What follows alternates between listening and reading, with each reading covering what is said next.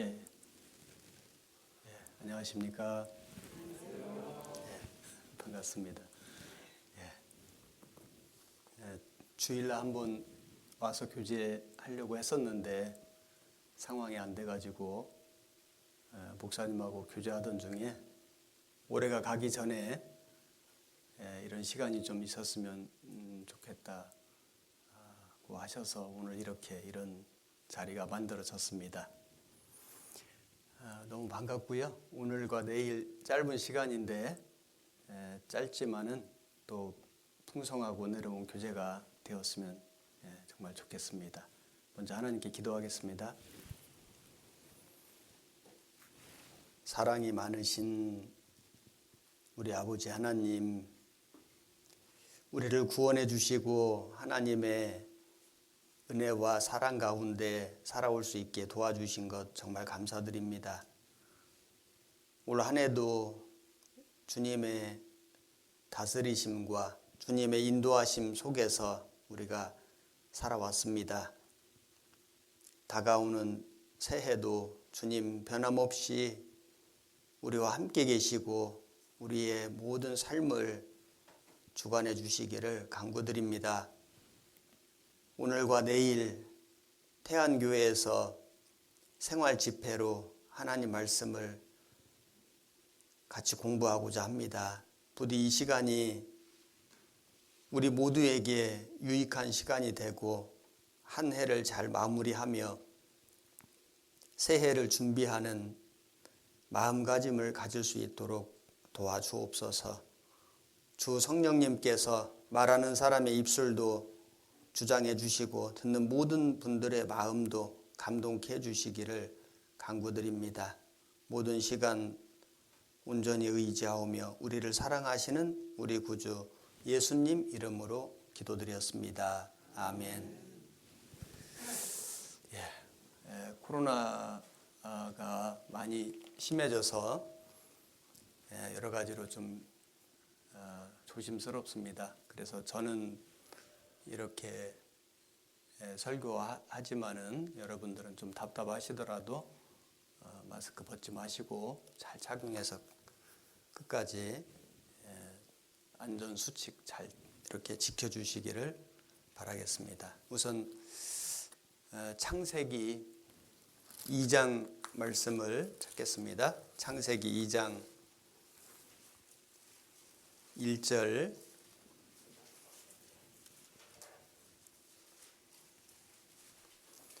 창세기 2장 1절 제가 읽겠습니다. 천지와 만물이 다 이루니라. 하나님의 지으시던 일이 일곱째 날이 이를 때에 마치니 그 지으시던 일이 다함으로 일곱째 날에 안식하시니라. 하나님이 일곱째 날을 복주사 거룩하게 하셨으니 이는 하나님이 그 창조하시며 만드시던 모든 일을 마치시고 이날에 안식하셨음이더라. 3절까지 우선 읽었습니다. 오늘과 내일 이틀간 생활 집회인데 무슨 제목으로 말씀을 교제할까 여러 날 생각을 했었는데 이번에는 특별히 어려운 주제를 택하는 것이 아니고 아주 기본적이고 중요한 것들을 같이 정리를 해봤으면 좋겠다 이렇게 생각을 했습니다. 그래서 오늘 말씀의 제목은 신앙의 기본에 대해서, 내일은 신앙의 진보 이렇게 기본과 진보에 대해서 말씀을 드려볼까 하고, 오늘 신앙의 기본은 사실 여러 가지가 있지만은 우리 신앙생활 중에 가장 기초가 되는, 기본이 되는 것은 모이는 거잖아. 모이는 거, 교회 모임. 그래서 주일날 우리가 교회에 모여야 되는데 한 1년, 2년 동안 코로나19로 인해서 우리가 모이는 것에 많은 제약을 받았습니다. 그래서 꾸준히 온라인으로 또는 현장에서 대면해서 모이셨겠지만은 이 주일날 우리가 왜 모여야 되는지 이 문제에 대해서 기본적인 그 신앙생활의 가장 중요한 그 모임에 대해서 주일날 모이는 것에 대해서 말씀을 좀 배워보려고 하고, 그 다음에 또 한 가지 신앙의 기본이 11조. 11조를 왜 우리가 하나님께 드려야 하는지, 11조를 드렸을 때 하나님께서 어떤 역사를 나타내시는지, 어떤 축복을 내리시는지. 그래서 오늘은 신앙의 기본인데 주일날 모이는 것과 11조로 하는 것에 대해서 중점적으로 말씀을 드리고, 내일은 신앙의 진보에 대해서 말씀드릴 건데, 세상이 너무 악합니다.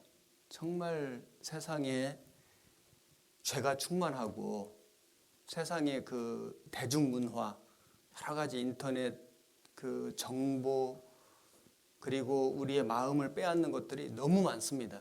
우리가 이런 마지막 때 이런 세상 문화에서 우리를 어떻게 지킬 것인가, 우리는 어떻게 구별될 것인가, 그러기 위해서 우리는 하나님의 말씀으로 무장돼야 된다.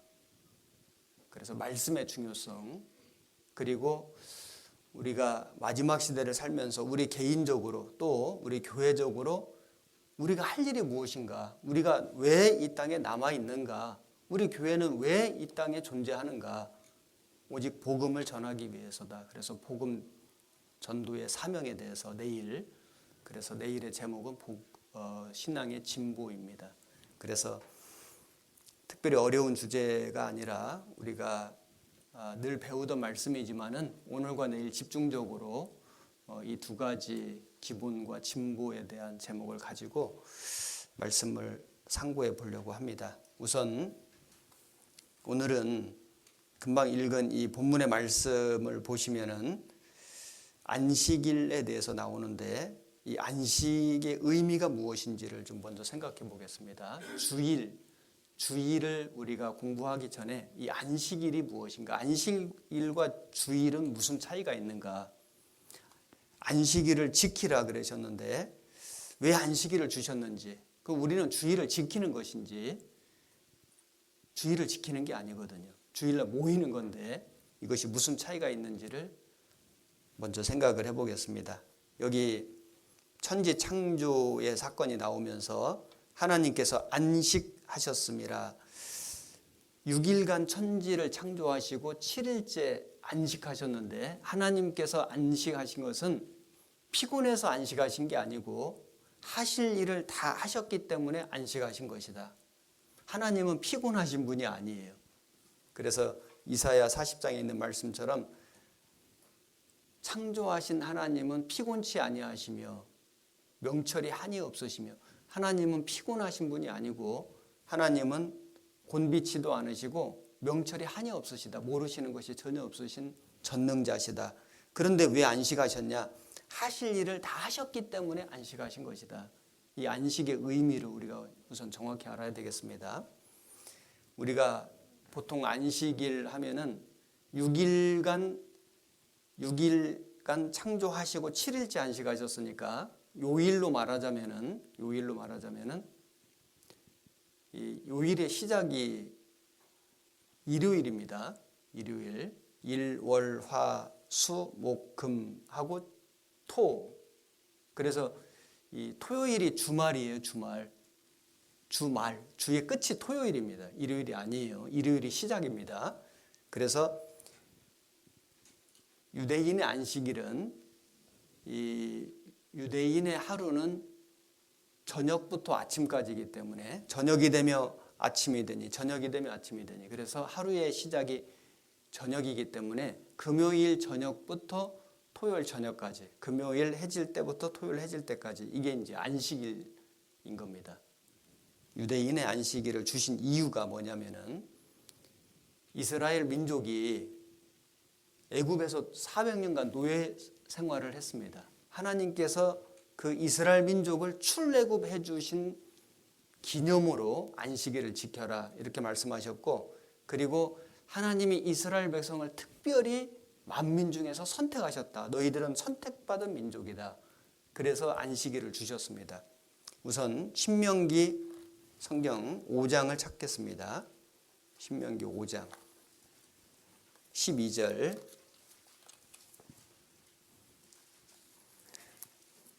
269페이지 페이지로 찾으셔도 됩니다. 12절 제가 읽겠습니다. 여호와 너의 하나님이 네게 명한 대로 안식일을 지켜 거룩하게 하라. 엿새 동안은 힘써 네 모든 일을 행할 것이나 제7일은 너의 하나님 여호와의 안식인즉 너나 네 아들이나 네 딸이나 네 남종이나 네 여종이나 네 소나 네 나귀라도 네 모든 육축이나 네 문 안에 유하는 객이라도 아무 일도 하지 말고 네 남종이나 네 여종으로 너같이 안식하게 할지니라. 너는 기억하라. 네가 애굽 땅에서 종이 되었더니 너의 하나님 여호와가 강한 손과 편팔로 너를 거기서 인도하여 내었나니 그러므로 너는 하나님 여호와가 너를 명하여 안식일을 지키라 하느니라. 여기 안식일을 지켜 거룩하게 하라. 그래서 애굽 땅에서 종이 되었었는데 너의 하나님 여호와가 강한 손과 편팔로 너를 거기서 인도하여 내었나니 그러므로 안식일을 지키라. 그래서 이스라엘 민족은 노예로 사는 동안에 애굽에서 노예로 사는 동안에 안식이 없었습니다. 하나님이 애굽에서 건져내 주셨죠. 출애굽, 엑소더스 탈출시켜 주셨고 비로소 이스라엘 민족에게는 안식이 있었습니다. 그리고 이것을 기념하는 것으로 이 안식일을 정해 주셨고 말씀드린 것처럼 만민 중에서 하나님이 이스라엘 민족을 선택해 주셨다는 표시로 표징으로 안식일을 주셨습니다. 출애굽기 31장을 찾겠습니다. 31장 14절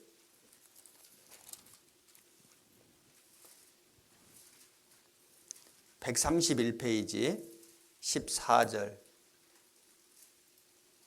너희는 안식일을 지킬지니 이는 너희에게 성일이 됨이라. 무릇 그 날을 더럽히는 자는 죽일지며 무릇 그 날에 일하는 자는 그 백성 중에서 그 생명이 끊쳐지리라. 엿새 동안은 일할 것이나 제7일은 큰 안식일이니 여호와께 거룩한 것이라. 무릇 안식일에 일하는 자를 반드시 죽일지니라. 이같이 이스라엘 자손이 안식일을 지켜서 그것으로 대대로 영원한 언약을 삼을 것이니 이는 나와 이스라엘 자손 사이에 영원한 표징이며 나 여호와가 엿새 동안에 천지를 창조하고 제7일에 쉬어 평안하였음이니라 하라.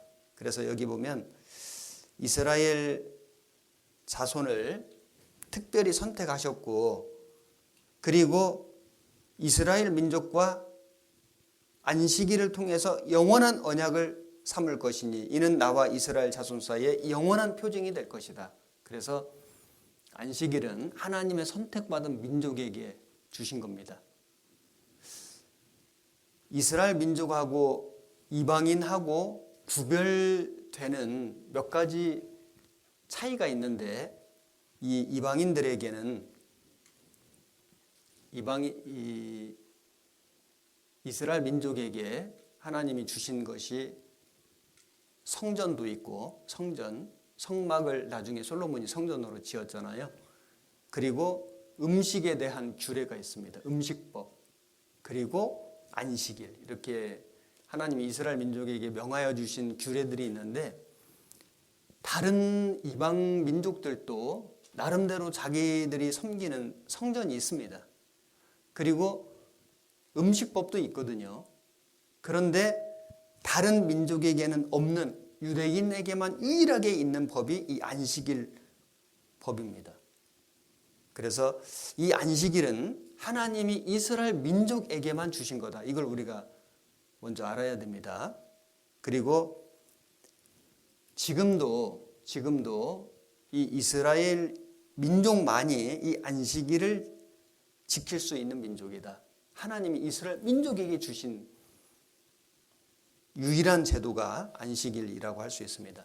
그래서 유대인들은 이 안식일에 대한 이 하나님의 명령을 아주 엄격하게 지키려고 노력을 했는데 그런데 시간이 가면서 하나님께서 말씀하신 이 안식일의 의미는 점점 상실해져 가고 왜 안식일을 명하여 주셨는지 그 하나님의 뜻은 점점 잊어버리고 이 문자 그대로 안식일을 나름대로 여러 가지 규칙을 만들어 가지고 이 율법에 매여서 안식일 지키는 그것의 종로로 타게 되었다. 멍에를 매게 되었다. 오히려 하나님이 안식일을 정하시고 그것을 이스라엘 민족으로 지키게 하신 이유가 있었는데 그 이유는 잊어버리고 문자 그대로 안식일에 매여서 스스로 그것이 멍해가 된 겁니다. 탈무드라는 거 아시죠? 유대인의 경전, 유대인들이 만든 경전인데 이 탈무드에 구전으로 된 게 있고 문자로 된 게 있습니다. 그 문자로 된 탈무드에 보면은 그걸 게마라라고 하는데 거기에 안식일에 대한 구체적인 규례들이 나옵니다. 제가 몇 가지를 소개해 볼게요. 이거는 성경에 있는 게 아니고 유대인들이 스스로 만든 겁니다. 이 하나님의 안식일을 가지고 더 구체적으로 어떤 규칙을 만든 거예요. 규칙을 나름대로. 그런데 하나님의 뜻과 상관없는 규칙들입니다. 제가 몇 가지를 소개해 보겠습니다. 얼마나 참 어이없는 규칙들을 만들었는지. 어떤 물건을 공중에 던지고 같은 손으로 받는다면 이것은 안식일을 범하는 죄가 된다. 어떤 물건을 공중에 던지고 입으로 받으면은 손으로 받는 게 아니라 입으로 받으면은 그것은 안식일을 범한 것이 아니다. 뭐 이건 하여튼 그들이 이렇게 정한 겁니다. 만일 어떤 사람이 빗물을 하늘에서 내린 그대로 받아서 운반한다면 안식일 범한 죄가 아닌데 벽에 흘러내린 빗물을 받아 운반하면 그건 죄가 된다.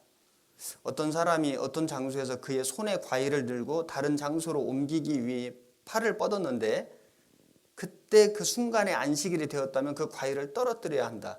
만일 그가 그 과일을 든 손을 한 장소에서 끌어내어 다른 장소로 이동한다면 그는 안식일에 짐을 옮기는 죄를 범하게 되는 것이다. 안식일에 어떤 벼룩이나 곤충이 사람에게 있다 하더라도 잡아서는 안 된다. 왜냐하면 그것은 안식일에 사냥을 하는 것과 같기 때문이다. 여자들은 안식일에 거울을 보아서는 안 된다. 왜냐하면 흰머리를 보면 그것을 뽑으려 할 것이기 때문에 이것은 중대한 죄가 된다. 여자가 가발을 하고 안식일에 자기 집을 걸어 다닐 수는 있으나 거리를 걸어 다닐 수는 없다. 누구든지 안식일에 귀걸이를 하고 다닐 수는 있으나 인조 이빨이나 금리빨을 하고 다닐 수는 없다. 인조 이빨은 잘못하면 휴대자가 주워서 운반하게 될 것이다. 그것은 안식일에 죄가 되는 것이다. 옷에 묻은 흙을 문질러 털 수는 있다. 그러나 그곳이 닳아서는 안 된다. 안식일에 암탉이 알을 낳으면 그 알을 먹을 수 없다. 그러나 만일 그 암탉이 알 낳는 닭이 아니라 살찌우는 유경닭이라면 낳은 그 알은 그 암탉의 일부이므로 먹을 수 있다. 임종하는 사람과 죽은 사람의 눈을 안식일에 감길 수 없다. 뭐 이런 식으로 아주 구체적인 많은 규칙들을 만들어 놓았는데 이런 것들은 성경에는 전혀 없는 겁니다. 하나님의 뜻과는 상관없이 자기들 스스로가 아주 세부적인 안식일에 대한 규칙, 규례, 전통을 만들어 놓고 그것을 이제 안 지키면 안식일 범한 죄다 이렇게 정죄하는 이런 지경에 이르게 된 것입니다. 그래서 이것을 베드로는 멍에, 능히 맬 수 없는 멍에를 매게 하였다. 멍에는 이렇게 멍에를 매면은 꼼짝달싹을 못 하잖아요. 그래서 자유를 주시려고 하나님은 하신 건데 오히려 자유를 옭아매는 결과가 된 겁니다. 이 안식일을 지켜야지 구원을 받는다고 가르치는 교리가 안식교인데 안식교. 그런데 이 안식교는 그래서 행위로 믿음으로 구원받는다고 말은 하지만 실제는 안식일을 지켜야지 구원받는다 이렇게 가르치는 사람들이 있고 그 안식교에서 파생된 많은 교파들이 또 있습니다. 그래서 이 안식일 교파는 음식 먹는 걸 아주 중요하게 생각하고 그리고 이제 부정한 음식 먹지 말고 육식을 가능한 먹지 말고 채식을 먹고 안식일을 지키고 주일을 지키는 것은 거짓 예배이고 이건 지옥 가는 죄다. 심판받는다. 이렇게 얘기를 합니다.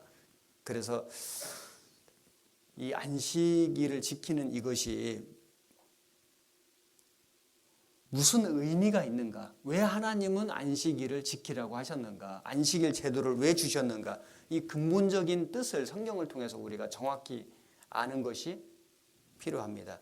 왜 안식일을 주셨냐면 창세기에 보면은 아담과 하와가 하나님의 말씀을 불순종하고 선악과를 먹었습니다. 범죄했죠. 범죄하고. 그래서 아담 하와는 하나님과 친밀한 관계가 단절됐습니다. 정령 죽으리라. 육신이 죽은 게 아니고 영혼이 죽은 거죠. 하나님과 친밀한 관계가 단절되고 그들은 에덴 동산에서 쫓겨났습니다. 말하자면은 하나님과 함께 누리던 진정한 안식을 잃어버린 거예요. 안식이 깨진 거예요. 사람의 안식도 깨졌고 하나님의 안식도 깨진 거예요. 아담과 하와는 하나님의 은혜와 사랑 안에서 있었는데 불순종함으로 벌을 받고 쫓겨났잖아요. 그래서 아담 하와도 안식이 깨졌습니다. 그때부터 인생은 수고와 땀을 흘리고 고생과 그리고 이 해산의 벌을 받게 됐고 지금도 그 벌은 계속되고 있습니다. 이 안식일을 지켜라 이렇게 하신 그 이유는 사람에게 너는 지금 안식이 깨져 있다. 하나님과의 관계가 단절되어 있다.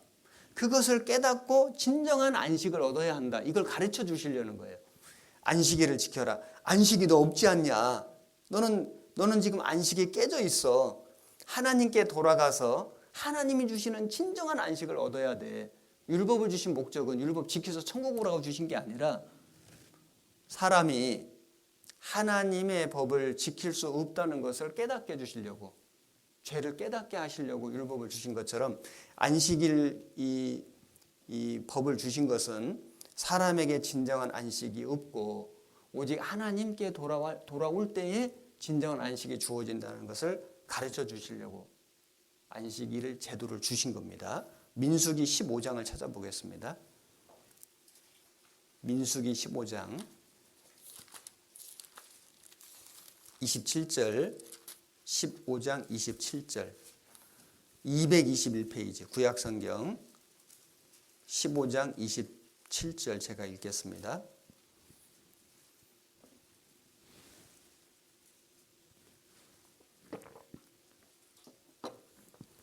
(27절) 만일 한 사람이 그릇 범죄하거든 1년 된 암염소로 속죄제를 드릴 것이요 제사장은 그 그릇 범죄한 사람이 그릇하여 여호와 앞에 얻은 죄를 위하여 속죄하여 그 죄를 속할지니 그리하면 사함을 얻으리라. 여기 보시면은 한 사람이 그릇 범죄하거든, 여기 그릇 범죄라는 것은 고의적인 죄가 아닌 부지불식간에 자기도 모르게 짓는 우발적인 죄를 얘기하는 겁니다. 그릇 범죄하거든. 그래서 사람은 태어날 때부터 죄인으로 태어났잖아요. 죄성이 있잖아요. 육신이 연약함으로 죄를 지을 수밖에 없는 그런 죄를 그릇 죄라고 하는 거예요. 그릇 범죄하거든. 그래서 그런 죄를 짓거든 속죄제를 드려서 그 죄를 용서받아라. 그러면은 하나님과 다시 화목해질 수 있다. 우리가 이 본성적으로 짓는 이런 죄 있잖아요. 도덕적인 죄, 또 윤리적인 죄, 사회적인 죄, 우리가 짓는 이런 모든 죄들은 속죄제, 이스라엘 백성들이 속죄제를 통해서 그 죄를 용서받은 것처럼 대속제물로 오신 예수 그리스도의 보혈을 믿음으로 말미암아 우리 죄가 용서되는 걸 말하는 겁니다. 그래서 이 그릇죄는 예수님의 보혈로 용서되는 죄예요. 구원을 받은 사람도 구원받은 이후에도 우리가 죄를 짓는데 자백함으로 예수님이 이미 흘려주신 그 보혈로 말미암아 과거의 죄, 현재의 죄, 미래의 죄까지 다 용서받았지 않습니까? 그래서 이 그릇죄는 우리가 본성적으로 지을 수 있는 그런 죄, 이 죄는 예수님의 보혈로 다 용서되었다. 그런데 30절에 보시면 본토 소생이든지 타국인이든지 무릇 짐짓 무엇을 행하면 여호와를 회방하는 자니 그 백성 중에서 끊쳐질 것이라. 그런 사람은 여호와의 말씀을 멸시하고 그 명령을 파괴하였은즉 그 죄악이 자기에게로 돌아가서 온전히 끊쳐지리라. 여기 보면 짐짓죄가 나오는데 이 짐짓죄라는 것은 의도적으로 짓는 죄, 공개적으로 짓는 죄, 계획적으로 짓는 죄. 이 죄는 하나님의 은혜로도 하나님의 예수님의 보혈로도 용서 안 되는 죄입니다. 무슨 말이냐면은 이미 예수님께서 우리의 그릇 죄를 위해서 십자가에서 죽으시고 우리 죄를 영원히 용서해 놓으셨어요. 그런데 그 사실을 알고도 의도적으로 계획적으로 공개적으로 예수님의 은혜를 배척하고 불신하는 죄, 이것을 짐짓죄라고 하는 겁니다. 이것은 용서받을 수가 없다. 쉽게 말하면 성령을 해방하는 죄. 예수님의 피는 뭐 어떤 죄도 용서하지만은 안 믿는 죄는 용서를 못 해주시잖아요. 그래서 이 죄는 온전히 그 죄가 자기에게로 돌아가서 끊쳐지리라. 그래서 이 하나님과 끊어지고 하나님의 백성과 끊어지고 하나님의 나라에서 영원히 끊어지는 죄가 된다. 자, 그런데 이것을 설명하기 위해서 사례로 든 것이 뭐냐면 안식일에 일한 사람이 이제 돌에 맞아 죽는 사건이 뒤에 나옵니다. 이 안식일 설명하려고 하는 거예요. 자, 여기 32절 바로 밑에 이어서 읽겠습니다. 이스라엘 자손이 광야에 거할 때에 안식일에 어떤 사람이 나무하는 것을 발견한지라.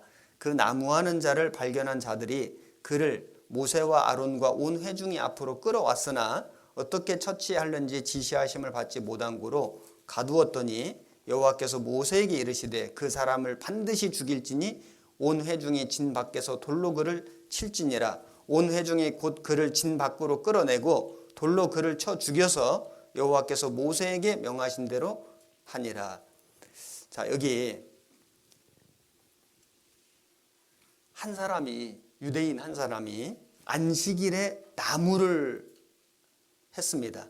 그래서 사람들이 그 사람을 잡아왔는데 모세가 하나님께 여쭤보니까 그 사람을 죽여라. 반드시 죽여라. 그래서 돌로 그 사람을 쳐 죽여서 여호와께서 모세에게 명하신 대로 하였다. 자, 우리가 언뜻 생각하면은 아니 안식일에 나무 좀 했다고 사람을 그렇게 돌로 쳐서 죽이기까지 해야 되는가 이런 생각을 할 수 있는데 이것은 이 앞에 이 짐짓 죄를 설명하는 겁니다. 설명하기 위해서 이 사례를 든 것인데 무슨 얘기냐면은 예수님께서 십자가에 죽으셔서 우리 죄를 영원히 용서해 주셔서 우리에게 영원한 안식을 이미 허락해 주셨습니다. 그런데 그 예수님이 하신 그 일을 의도적으로, 계획적으로, 공개적으로 불신하고 배척하는 사람은 짐짓죄를 지는 거라 그랬죠. 그 사람은 영원히 끊쳐진다. 여기 이 나무하는 이 사람은 이미 안식일 날 이래서는 안 된다는 것을 알고 있습니다. 알고 있음에도 불구하고 의도적으로, 계획적으로, 공개적으로 안식일 날 나무를 한 것은 하나님의 그 말씀을 불신하고 배척한 죄가 되는 것이다. 그는 자기 생각으로 하나님 말씀을 거역하고 고집했기 때문에 이것은 그릇 범죄가 아니고 본성적으로 이렇게 육신의 연약함으로 부지불식간에 짓는 그 죄가 아니라 의도적으로 공개적으로 지은 짐짓죄다. 이 짐짓죄를 지은 이 사람은 돌로 쳐서 죽여야 한다. 이게 하나님 법이라는 것은 예수 그리스도께서 십자가에 죽으셔서 우리에게 영원한 안식을 이미 허락해 주셨는데 그 영원한 안식을 받아들이지 않고 의도적으로 계획적으로 공개적으로 불신하고 배척하는 그 사람은 영원히 하나님에게서 끊쳐진다. 영원히 지옥에 간다. 그 사실을 알려주시는 것이고 그리고 이 사람은 안식일 날 자기가 노력을 했잖아요. 자기가 나무를 하고 수고를 하고 일을 한 거잖아요. 안식일은 하나님께서 하실 일을 다 하셨기 때문에 안식하셨고, 그리고 이미 우리도 영원한 안식을 누릴 수 있도록 예수님께서 다 이루어 놓으셨는데 그 사실을 의도적으로 안 받아들이는 것이 안식일을 범한 죄가 되는 겁니다. 그 사람은 영원히 끊쳐진다. 히브리서 4장을 찾겠습니다. 이 말씀에 대한 답이 히브리서에 있습니다. 히브리서 4장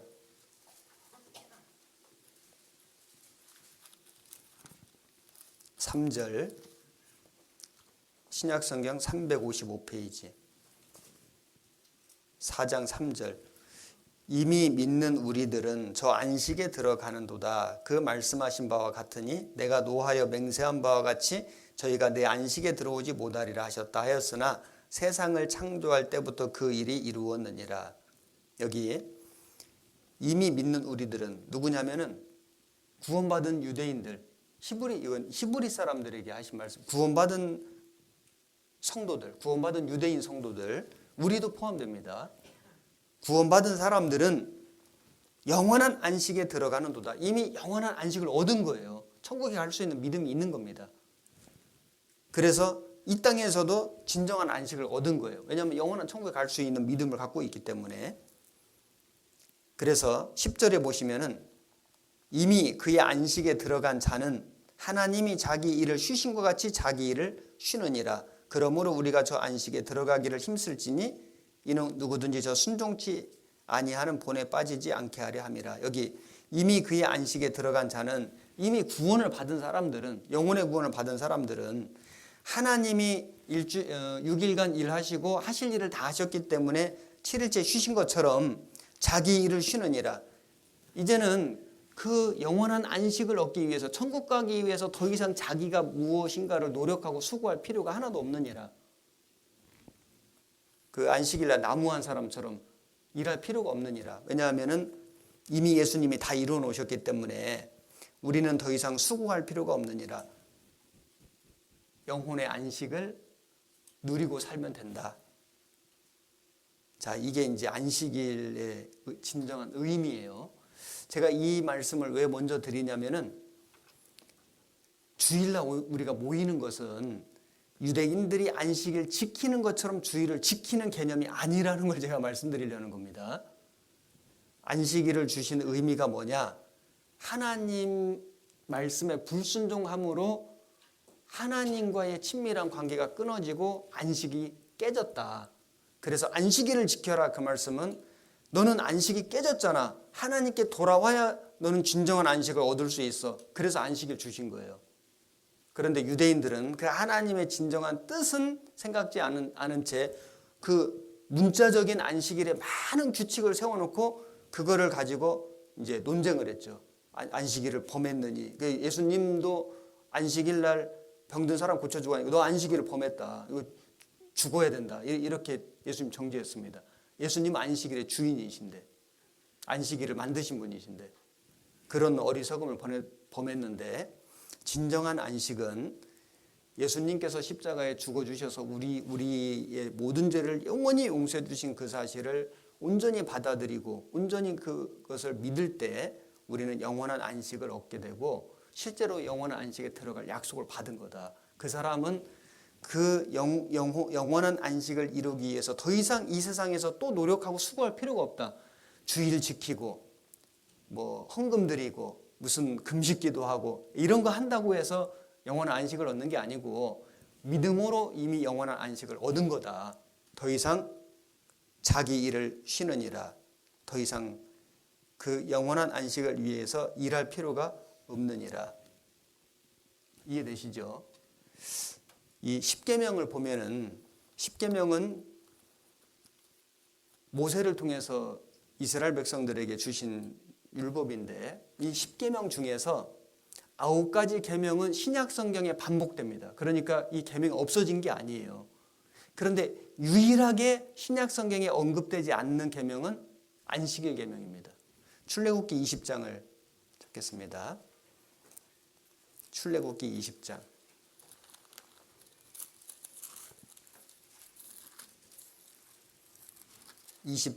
3절 112페이지 너는 나 외에는 다른 신들을 네게 있게 말지니라. 하나님만 섬기라는 계명이죠. 그래서 예수님이 그 마귀에게 시험 받으실 때 너의 하나님께 경배하고 다만 그를 섬기라 하셨느니라. 신약 성경에 언급됩니다. 두 번째 계명은 4절인데 너를 위하여 새긴 우상을 만들지 말고, 또 위로 하늘에 있는 것이나 아래로 땅에 있는 것이나 땅 아래 물속에 있는 것에 아무 형상이든지 만들지 말며 그것들에게 절하지 말며 그것들을 섬기지 말라. 우상 숭배하지 말라. 그래서 고린도전서 10장에 보면 우상 숭배하는 자가 되지 말라. 이 말씀도 재언급되고 있습니다. 그 다음 7절에 보시면은 너는 너의 하나님 여호와 이름을 망령되이 일컫지 말라. 하나님 이름을 망령되이 일컫지 말라. 그래서 하나님을 회방하지 말고 또 하나님의 이름으로 아무것도 맹세하지 말라. 이런 말씀도 신약 성경에 나옵니다. 그런데 신약 성경에 언급되지 않는 유일한 계명이 8절에 있는 안식일을 기억하여 거룩히 지키라. 신약 성경에는 안식일 지키라는 계명이 없습니다. 그 다음 다섯 번째 계명이 12절에 네 부모를 공경하라. 에베소서 6장에 보면은 네 아버지와 어머니를 공경하라. 이것이 약속 있는 첫 계명이다. 재언급되죠. 그 다음 여섯 번째 계명이 13절에 살인하지 말지니라. 형제를 미워하는 건 살인이다. 심지어 미워하는 거 살인이라고 경고하셨습니다. 14절에 간음하지 말지니라.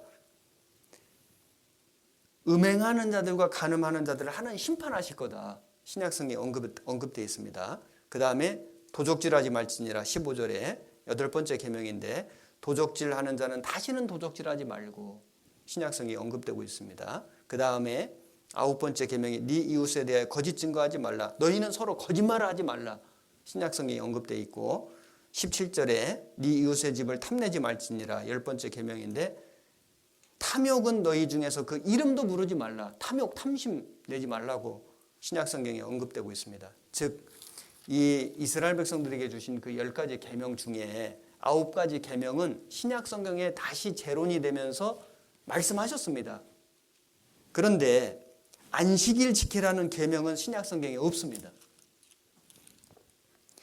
문자적인 안식일을 지키는 것이 아니고 안식일을 지키는 것은 이스라엘 땅에 이스라엘 민족에게만 주신 계명이고 지금도 이스라엘 민족은 이스라엘 땅에서 이 계명을 지킵니다. 그런데 우리는 이 안식일 계명이 문자적인 계명이 아니고 예수 그리스도를 통해서 영원한 안식을 얻는, 그래서 구원받은 그리스도인들은 더 이상 영원한 안식을 얻기 위해서 수고할 필요가 없느니라. 그러면 구원받은 그리스도인들이 주일날 모이잖아요. 일요일날 교회 모이잖아요. 그럼 우리는 주일을 지키는 것이냐? 기독교인들이 주일 성수한다 이렇게 말하는데 주일 성수, 주일을 거룩하게 지킨다. 안 맞는 말입니다. 우리는 왜 주일날 모이느냐? 지키려고 모이는 게 아니에요. 유대인들이 안식일 지키듯이 지키려고 우리는 모이는 게 아니에요. 이 안식일 지켜서 천국 간다. 안식일 지켜서 구원받는다.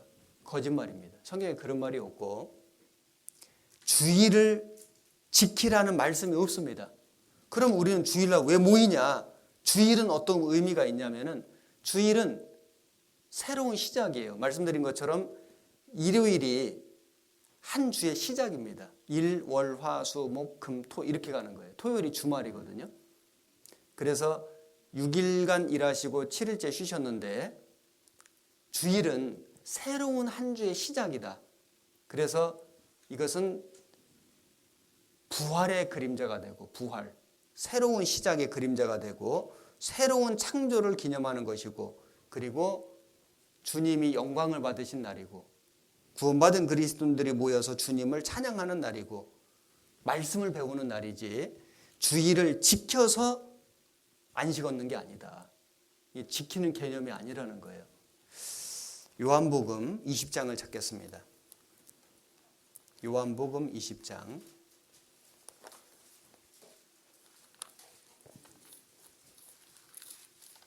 1절에 183페이지 20장 1절 제가 몇 절 읽겠습니다. 안식 후 첫날 이른 아침 아직 어두울 때에 막달라 마리아가 무덤에 와서 돌이 무덤에서 옮겨간 것을 보고 시몬 베드로와 예수의 사랑하시던 그 다른 제자에게 달려가서 말하되 사람이 주를 무덤에서 가져다가 어디 두었는지 우리가 알지 못하겠다 하니 베드로와 그 다른 제자가 나가서 무덤으로 갈새 둘이 같이 다름질 하더니 그 다른 제자가 베드로보다 더 빨리 달아나서 먼저 무덤에 이르러 굽으려 세마포 놓인 것을 보았으나 들어가지는 아니하였더니 시몬 베드로도 따라와서 무덤에 들어가 보니 세마포가 놓였고 또 머리를 쌌던 수건은 세마포와 함께 놓이지 않고 딴 곳에 개켜 있더라. 그때야 무덤에 먼저 왔던 그 다른 제자도 들어가 보고 믿더라. 저희는 성경에 그가 죽은 자 가운데서 다시 살아나야 하리라 하신 말씀을 아직 알지 못하더라. 이에 두 제자가 자기 집으로 돌아가니라. 여기 예수님의 부활을 지금 말씀하신 것인데 1절에 보시면 안식 후 첫날 이른 아침. 안식 후 첫날이 언제일까요? 일요일이에요. 일요일. 안식일이 토요일이잖아요. 금요일 저녁부터 토요일 저녁까지. 안식 후 첫날 주일, 이게 주일이거든요. 주일 이른 아침에 예수님이 부활하신 거예요. 다시 사신 겁니다. 예수님은 언제 다시 살아나셨냐? 안식 후 첫날 주일날 살아나셨다. 그래서 아침에 부활하셔서 마리아에게 나타나셨고 저녁에 제자들이 모여있는 곳에 오셨습니다. 20장 19절 이날 곧 안식 후 첫날 주일 저녁 때에 제자들이 유대인들을 두려워해 모인 곳에 문들을 닫았더니 예수께서 오사 가운데 서서 가라사대 너에게 평강이 있을지어다. 이 말씀을 하시고 손과 옆구리를 보이시니 제자들이 주를 보고 기뻐하더라. 예수께서 또 가라사대 너희에게 평강이 있을지어다. 아버지께서 나를 보내신 것 같이 나도 너희를 보내노라. 이 말씀을 하시고 저희를 향하사 숨을 내쉬며 가라사대 성령을 받으라. 너희가 네 죄든지 사하면 사하여질 것이요 네 죄든지 그대로 두면 그대로 있으리라 하시니라. 여기 안식 후 첫날 저녁 때 주일 저녁이에요. 주일 저녁 예수님이 제자들에게 나타나셔. 제자들이 숨어 있었잖아요. 문을 닫고. 그런데 그냥 닫힌 문을 통과해서 벽을 통과해서 예수님이 들어오셔서 평강이 있을지어다. 손과 옆구리를 보이시니 너희 죄가 다 사해졌으니 평강이 있을지어다. 평강이 있을지어다. 이것이 진짜 안식이잖아요. 죄 문제가 해결이 되고 그리고 부활하신 예수님을 보고 그때에 비로소 그들에게 진정한 평강인 이게 안식이거든요. 그래서 예수님은 안식일 다음 날 주일 아침에 부활하셔서 저녁에 제자들에게 나타나셨습니다. 이 자리에 도마가 없었어요. 그래서 도마는 다른 제자들이 말하기를 우리가 주를 보았다. 부활하신 주님을 보았다. 나는 못 믿겠다. 나는 예수님의 못자국에 그 창자국에 손 넣어봐야 믿겠다. 그래서 예수님이 이 도마에게 다시 나타나셨습니다. 이 도마를 의심 많은 제자라고 하는데 사실 이 의심은 불신하는 의심이 아니에요. 야, 진짜 예수님이면 얼마나 좋을까? 이런 의심이에요. 야, 진짜 예수님이면 너무 좋겠다. 그래서 예수님이 도마에게 나타나셨는데 언제 나타나셨냐? 26절에 여드레를 지나서 제자들이 다시 집안에 있을 때 도마도 함께 있고 문들이 닫혔는데 예수께서 오사 가운데 서서 가라사대 너에게 평강이 있을지어다 하시고 도마에게 이르시되 네 손가락을 이리 내밀어 내 손을 보고 네 손을 내밀어 내 옆구리에 넣어보라. 그리하고 믿음 없는 자가 되지 말고 믿는 자가 되라. 자, 여기 여드레를 지나서 그러니까 일주일이 지나고 8일째 그러니까 주일이에요. 주일날 다시 예수님이 제자들에게 오셨는데 그때는 도마도 있었습니다. 도마가 아마도 예수님이 다녀가신 그날 이후로 집 밖에 안 나가고 기다리고 있었을 수도 있습니다. 도마는 불신하는 의심이 아니에요. 정말로 그러기를 간절히 바라는 의심을 했기 때문에 예수님이 도마에게 나타나 주셨습니다. 자, 주님은 주일날 나타나 주셨다. 그리고 예수님께서 말씀하시기를 너희는 여기 머물러 있으라, 예루살렘에 머물러 있으라, 성령을 보내주시겠다. 그 성령이 오신 날이 오순절 날이죠. 오순절 날은 77, 49일이 지나고 주일날이거든요. 오순절 주일입니다. 주일날 성령님이 오신 거예요. 사도행전 2장 1절. 오순절 날이 이미 이름에 저희가 다 같이 한 곳에 모였더니 호련히 하늘로부터 급하고 강한 바람 같은 소리가 있어 저희 앉은 온 집에 가득하며 불의 혀같이 갈라지는 것이 저희에게 보여 각 사람 위에 임하여 있더니 저희가 다 성령의 충만함을 받고 성령이 말하게 하심을 따라 다른 방언으로 말하기를 시작하니라. 그래서 이 오순절 성령 강림일이죠. 주일날 성령님이 오셔서 성령의 충만함을 받고 다른 방언으로 말하게 되고 각국에서 온 유대인들이 자기 나라 말로 알아듣는 기적이 나타났고 많은 사람이 베드로의 설교를 듣고 구원받는 역사가 있었습니다. 그래서 초대교회 성령 강림은 주일날 이루어졌다. 사도 바울은 이 안식일에 유대인 회당에 들어가서 전도했습니다. 근데 어떤 사람들은 이것을 가지고 바울이 안식일을 지킨 거다. 그런데 그게 아니고 바울이 안식일 날 유대인들이 회당에 모여 있었기 때문에 전도하러 들어간 거지 안식일을 지키러 간 게 아니에요. 사도행전 17장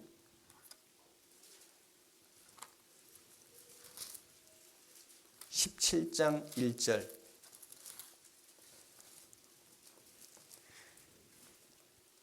(216페이지) 저희가 암비볼리와 아볼로니아로 다녀가 데살로니가에 이르니 거기 유대인의 회당이 있는지라.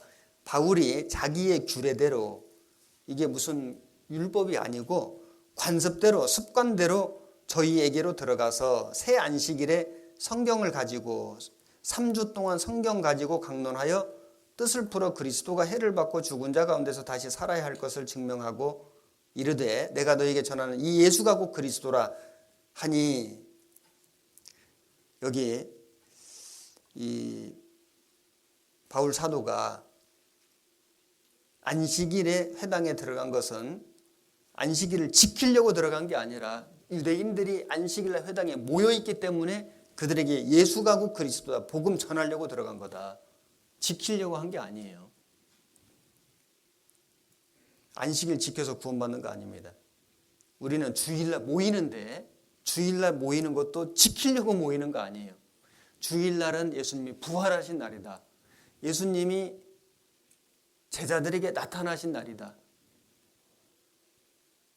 구원받은 그리스도인들은 주일날 함께 모여서 떡을 떼고 교제하고 말씀을 배우고 그리고 헌금을 준비했습니다. 성경에 보면은 초대교회가 그렇게 했습니다. 사도행전 20장 7절 20장 7절입니다. 222페이지. 안식 후 첫날에 주일에 우리가 떡을 떼려 하여 모였더니 바울이 이튿날 떠나고자 하여 저에게 강론할세 말을 밤중까지 계속하며 우리의 모인 윗다락에 등불을 많이 켰는데 유두고라 하는 청년이 창에 걸터 앉았다가 깊이 졸더니 바울이 강론하기를 더 오래 하며. 자, 여기 이 유두고라는 청년이 죽었다 살아난 사건이 있었죠. 이때가 언제냐면 안식 후 첫날에 주일에 우리가 떡을 떼려 하여 모였더니 떡을 떼기 위해서 성찬한 거예요. 성찬. 주일날 모여서 말씀을 배우고 교제한 거예요. 그러기 위해서 주일날 모인 거지 지키려고 모인 게 아닙니다. 고린도전서 6장. 고린도전서 16장입니다. 1절 284페이지 16장 1절 16장 1절 제가 읽겠습니다. 성도를 위하는 연보에 대하여는 내가 갈라디아 교회들에게 명한 것 같이 너희도 그렇게 하라. 매 주일 첫날에, 매주일 첫날이 언제일까요? 주일이죠. 일요일. 매주일 첫날에 너희 각 사람이 일을 얻은 대로, 이익을 얻은 대로 저축하여 두어서 내가 갈 때 연보를 하지 않게 하라. 그래서 주일날 미리 연보했습니다. 주일날 모여서 떡을 떼고 교제했습니다. 주일날 모여서 말씀 배웠습니다. 주일은 지키는 게 아니고, 주일을 지켜서 천국 가는 게 아니고, 주일 성수하는 게 아니고, 주일은 예수님이 부활하신 날이고, 제자들에게 나타나신 날이고, 성령이 강림하신 날이고, 그리고 초대교회 성도들이 함께 모여서 교제하고 떡을 떼고 말씀을 배운 날이에요. 헌금했습니다. 우리도 주일날 모이잖아요. 주일이 법정 공휴일이에요. 모이기가 너무 좋잖아요. 그래서 이 주일날 우리는 왜 모이는가? 말씀 배우려고. 주일날 우리는 왜 모이는가? 떡을 떼고 교제하려고. 지금 우리는 떡을 못 떼죠. 그 음식을 못 먹잖아요. 코로나 때문에. 그러나 모여야 돼요. 그리고 함께 모여 기도하고, 함께 모여서 봉사하고 할 일 많잖아요. 청소도 하고, 주일학교도 하고, 찬양대도 하고. 지금 물론 코로나 때문에 못하는 것들이 있습니다. 그래서 우리는 주일날 교회 와서 사실 육신적으로는 수고하고, 그리고 봉사하고, 그리고 피곤합니다. 육신적으로는 그래요. 그런데 참 놀라운 것은 구원받은 그리스도인은 주일날 교회 와서 말씀 배우고 교제하고 봉사하고 수고하는데 육신은 좀 피곤할지 몰라도 마음은 너무 즐거운 거예요. 영혼은 안식을 누리는 거예요. 신앙생활은 멍해가 아니잖아요. 무거운 짐을 지고 억지로 하는 게 아니고, 구원받은 그리스도인들이 기쁨으로 나에게 영원한 안식을 주신 하나님을 예배하기 위해서, 찬양하기 위해서 그 영원한 안식을 얻은 사람들끼리 모여서 서로 이 여러 말로 서로 위로하라. 서로 간증하고, 서로 교제하고, 같이 음식을 먹고, 같이 말씀을 배우고, 그리고 같이 전도하고, 봉사하고, 수고하는. 그런데 육신은 좀 피곤할 수 있지만은 우리 영혼은 너무 기쁘고 즐겁고, 그래서 그 힘으로, 그 주일날 얻은 그 힘으로 일주일을 사는 거예요. 주일날 하나님으로부터 우리가 얻은 힘을 가지고, 교회와 교제로부터 얻은 힘을 가지고 일주일을 사는 겁니다. 그리고 일주일을 세상 가서 산 사람들이 주일날 모여서 쉬는 거예요. 그게 주일이에요. 주일을 지키는 게 아니고, 주일을 우리는 즐기고 누리고, 그 주일날 우리는 교제함으로, 말씀을 배움으로 새 힘을 얻는 날이다. 이게 주일입니다. 이 주일이 얼마나 중요해요. 우리가 최근 한 2년 동안 코로나19로 인해서 한 번도 경험해 보지 못한 일들을 겪고 있습니다. 우리가 이런 날이 올 줄 어떻게 알았겠어요? 작년 초반기에는 정말 교회에 아예 올 수가 없었던 적도 있었잖아요. 그리고 다 온라인으로 말씀 듣고, 이건 뭐 상상도 할 수 없는, 한 달, 두 달이면 끝나겠지 생각이 벌써 지금 2년 가까이 됐습니다.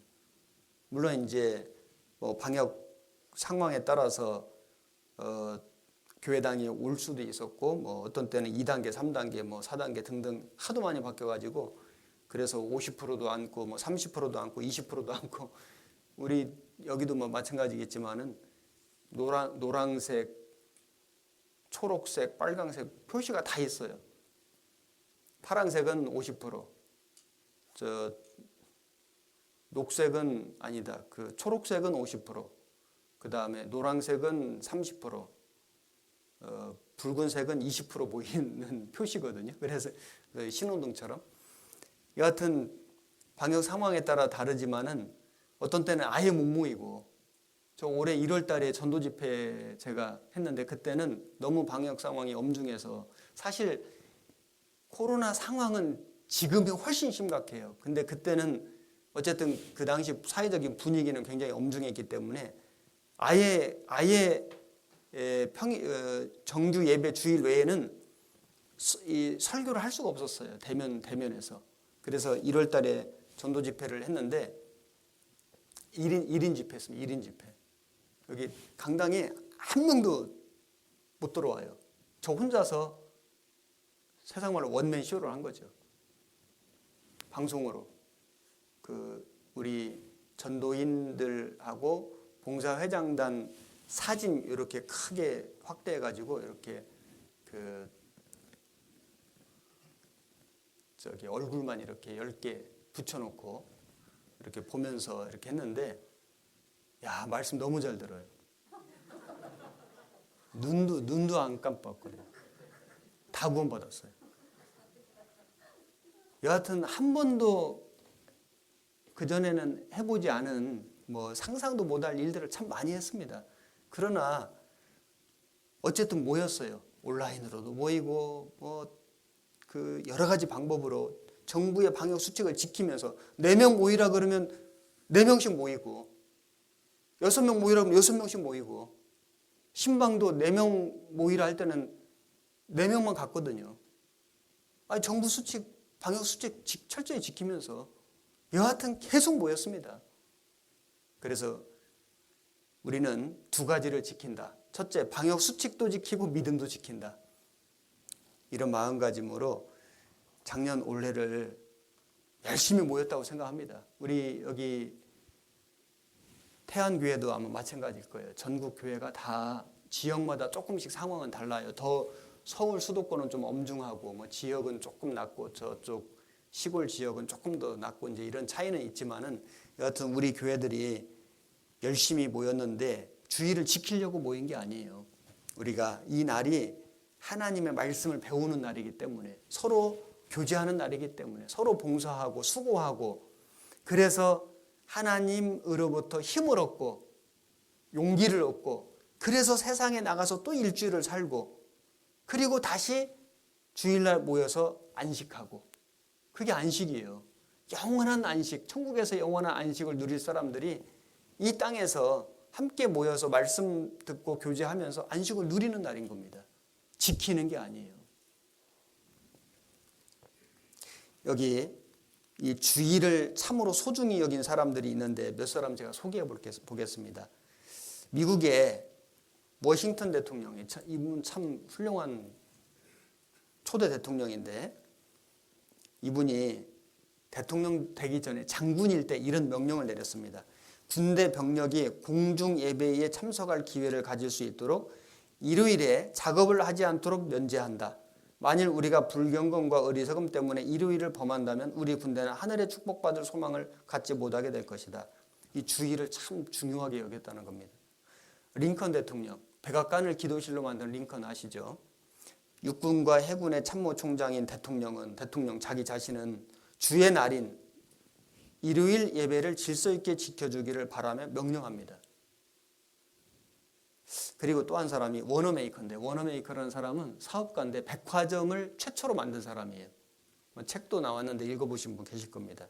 최초의 백화점을 만든 사람인데, 그가 이 만든 백화점 직원 수가 3,292명이었다고 하니까 어마어마한 초대형 백화점을 가졌던 아주 대단한 사업가입니다. 그런데 그가 이런 일화가 있었습니다. 필라델피아 화물 정거장을 인수해서 백화점 사업을 하려고 계획하고 있었는데, 미국 독립 100주년 기념일에 맞춰 백화점을 오픈할 예정이었습니다. 공사 기간이 촉박했습니다. D.L. 무디, 복음 전도자 D.L. 무디는 필라델피아에서 대규모 집회를 계획 중이었는데 가장 적합한 장소로 기차역의 화물 정거장이 추천되었습니다. 건물의 소유주를 알아보니 워너메이커였습니다. 무디는 급전을 띄웠고 답변이 왔습니다. 새 백화점 개업은 몇 달 연기할 수 있으며 항상 주님의 일이 먼저이고 장소 사용료는 전액 무료입니다. 그러니까 워너메이커가 얼마나 신앙적인 사람이었는지를 알 수 있는데, 그는 교회에서 주일학교 교사를 했다. 평생 주일학교 교사를 했는데 21살에 베다니 주일학교를 설립하여 65년 동안 죽을 때까지 평생 교사로 봉사를 했다는 겁니다. 23대 해리슨 대통령이 최신부 장관으로 이 워너메이커를 임명하려고 할 때에 주의를 지키는 조건으로 장관직을 수락한 일은 유명하다. 대통령은 주일 지키는 것과 주일학교 교사직을 지속할 수 있도록 해주겠다고 약속했고 그제야 수락했습니다. 장관은 몇 년 하다 말 부업이지만 교사직은 내가 평생 동안 할 본업입니다. 주의를 드리기 위해 워싱턴에서 필라델비아까지 먼 거리를 여행하며 4년 동안 한 번도 빠지지 않고 베다니 교회에 출석하여 약속을 지켰습니다. 참 대단한 분이죠. 이 워너메이커가 백화점 게시판에 이런 공고문을 냈는데 주일에는 아무리 바쁜 일이 있어도 절대 출근하지 마세요. 주일에는 하나님을 경배하고 성경을 배우세요. 주일에 적어도 1년에 $5 이상 헌금하세요. 주일에 댄스홀이나 유흥업소에 가려면 회사에 사유서를 제출하세요. 그리고 이제 그 아들, 워너메이커의 아들이 있었는데 아들이 이 일간지, 신문사를 인수해가지고 주일날 신문을 발행했을 때 그는 이 아들이 이렇게 주일날 신문 발행한 그것에 대한 책임을 지고 40년간 헌신했던 교회에 장로 직분을 내대하여 자격이 없다면서 사표를 제출했다. 그러니까 이 사람이 얼마나 정말 대단한 신앙심을 가지고 주일을 소중히 여겼는지 장관직도 내가 주일날 교회 가는 조건으로 허락했다. 수락을 했다. 참 대단한 사람이죠. 자, 이 주일이 우리에게는 너무나 소중한 날인 겁니다. 주일을 지키라는 게 아니에요. 그래서 성과하는 게 아니에요. 그러나 이 주일은 주님이 부활하신 날이고 부활하신 주님이 제자들에게 나타나신 날이고 주일은 성령이 강림하신 날이고 초대교회 성도들이 모인 날입니다. 말씀을 배우고 교제하고 떡을 떼고 우리가 이 주일날 모이는 거예요. 그래서 아무리 코로나가 엄중하지만은 우리는 어떤 방법으로든지 그렇다고 정부 방역 지침 어기고 모이라는 거 아니에요. 정부 방역 지침을 지키면서 우리는 50%면 50%, 30%면 30%, 20% 20% 그리고 흩어져서 뭐 태안교회는 모이는 장소가 또 어디 있는지 잘 모르겠습니다만은 저희들은 온 교회당에 다 아주 뭐 조그만한 방까지도 이게 몇 석 앉을 수 있는 50%대 몇 석 그 다 붙여놨거든요. 그래서 지금도 코로나 엄중할 때도 거의 다 나왔습니다. 다 나와서 정말 철저하게 마스크 쓰고 거리두기 하고 음식 절대 안 먹고 그리고 끝나고 나면은 전부 다 이 살균 소독제로 앉은 자리, 뭐 손잡이, 온갖 곳 뭐 자동으로 다 세척 소독하고 방역복 입고 분무 소독도 하고 요즘에는 안 하지만은 사실 분무 소독이 중요한 게 아니라 세척 소독이 중요해요. 그래서 최근에 확진자가 몇 차례 있었습니다. 워낙 많다 보니까. 자기도 확진된 줄을 모르고 교회로 온 거죠. 그걸 탓할 수가 없어요. 왜냐하면 교제하려고 나온 거니까. 그런데 교회 왔다가 며칠 후에 자기가 확진된 것을 알게 되면은 이제 역학조사를 해가지고 그날 주일날 접촉자들을 가려내고 그래서 이제 밀접 접촉자들이 생겨나고 수동감시, 능동감시 여러 번 있었습니다. 그런데 참 감사한 것은 확진자는 다녀갔는데 한 명도 감염된 사례가 없어요. 어떤 사람들은 아이고 뭐 교회 가면 코로나 뭐 위험하고 뭐 언론에서 교회가 코로나에 마치 그 주범인 것처럼 온상지인 것처럼 워낙 그렇게 매도해놔가지고 사람들이 그렇게 인식을 하는데 저는 생각할 때 교회만큼 안전한 곳이 없다. 아니 아무것도 안 먹잖아요. 마스크 딱 쓰고 있잖아요. 안 벗잖아요. 찬송도 마스크 쓰고 하잖아요. 우리 교회는 찬송도 얼마 안 하지만은 지금 찬송도 전부 마스크 쓰고 특송하고 영상 찍어서 주일이든 전도 집회 특송이든 지금도 영상으로 보셨지만 그렇게 했어요.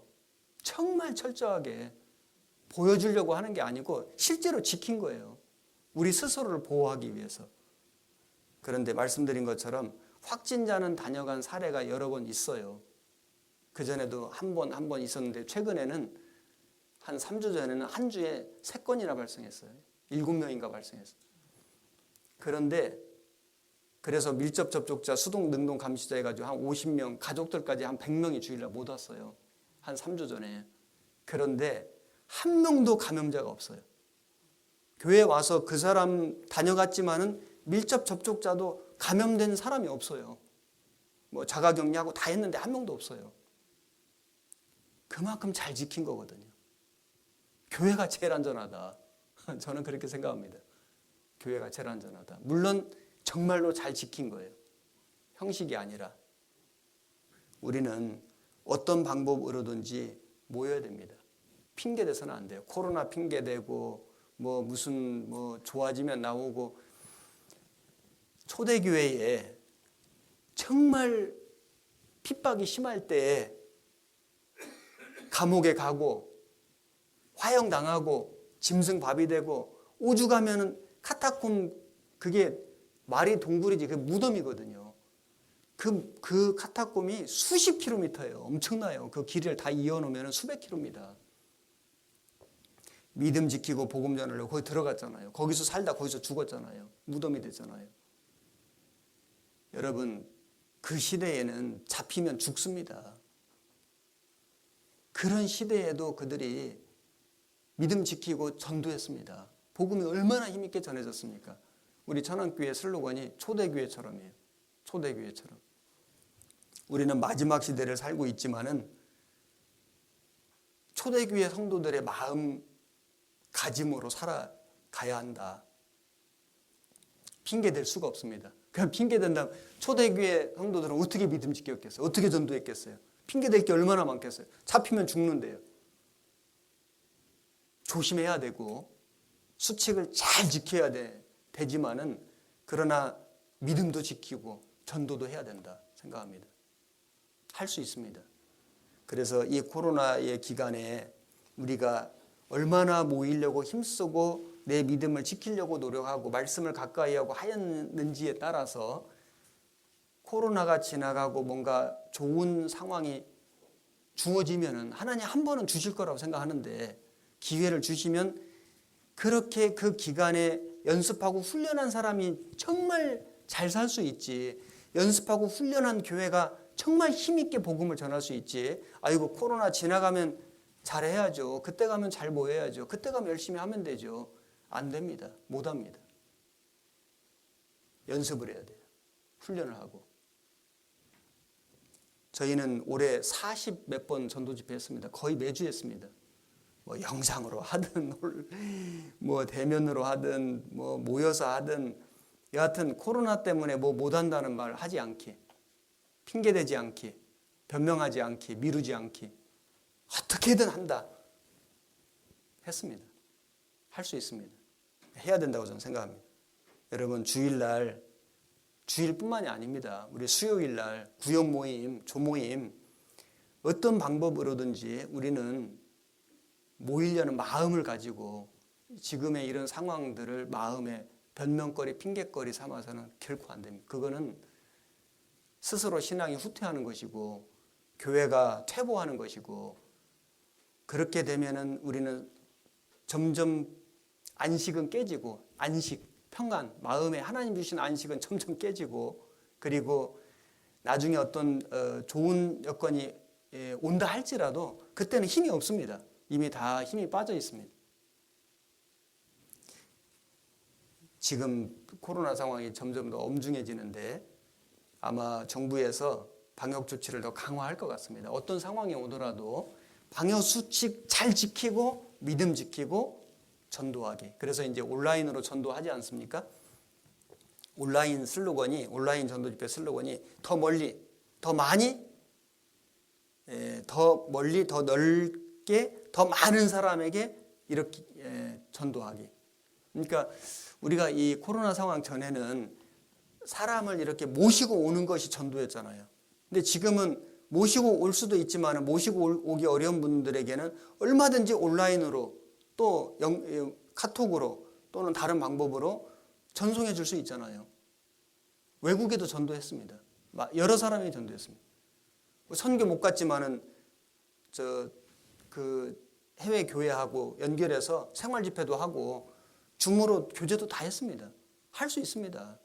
안 되는 거 없습니다. 그래서 오히려 코로나로 인해서 더 많은 사람들에게 전도했어요. 훨씬 더 많이.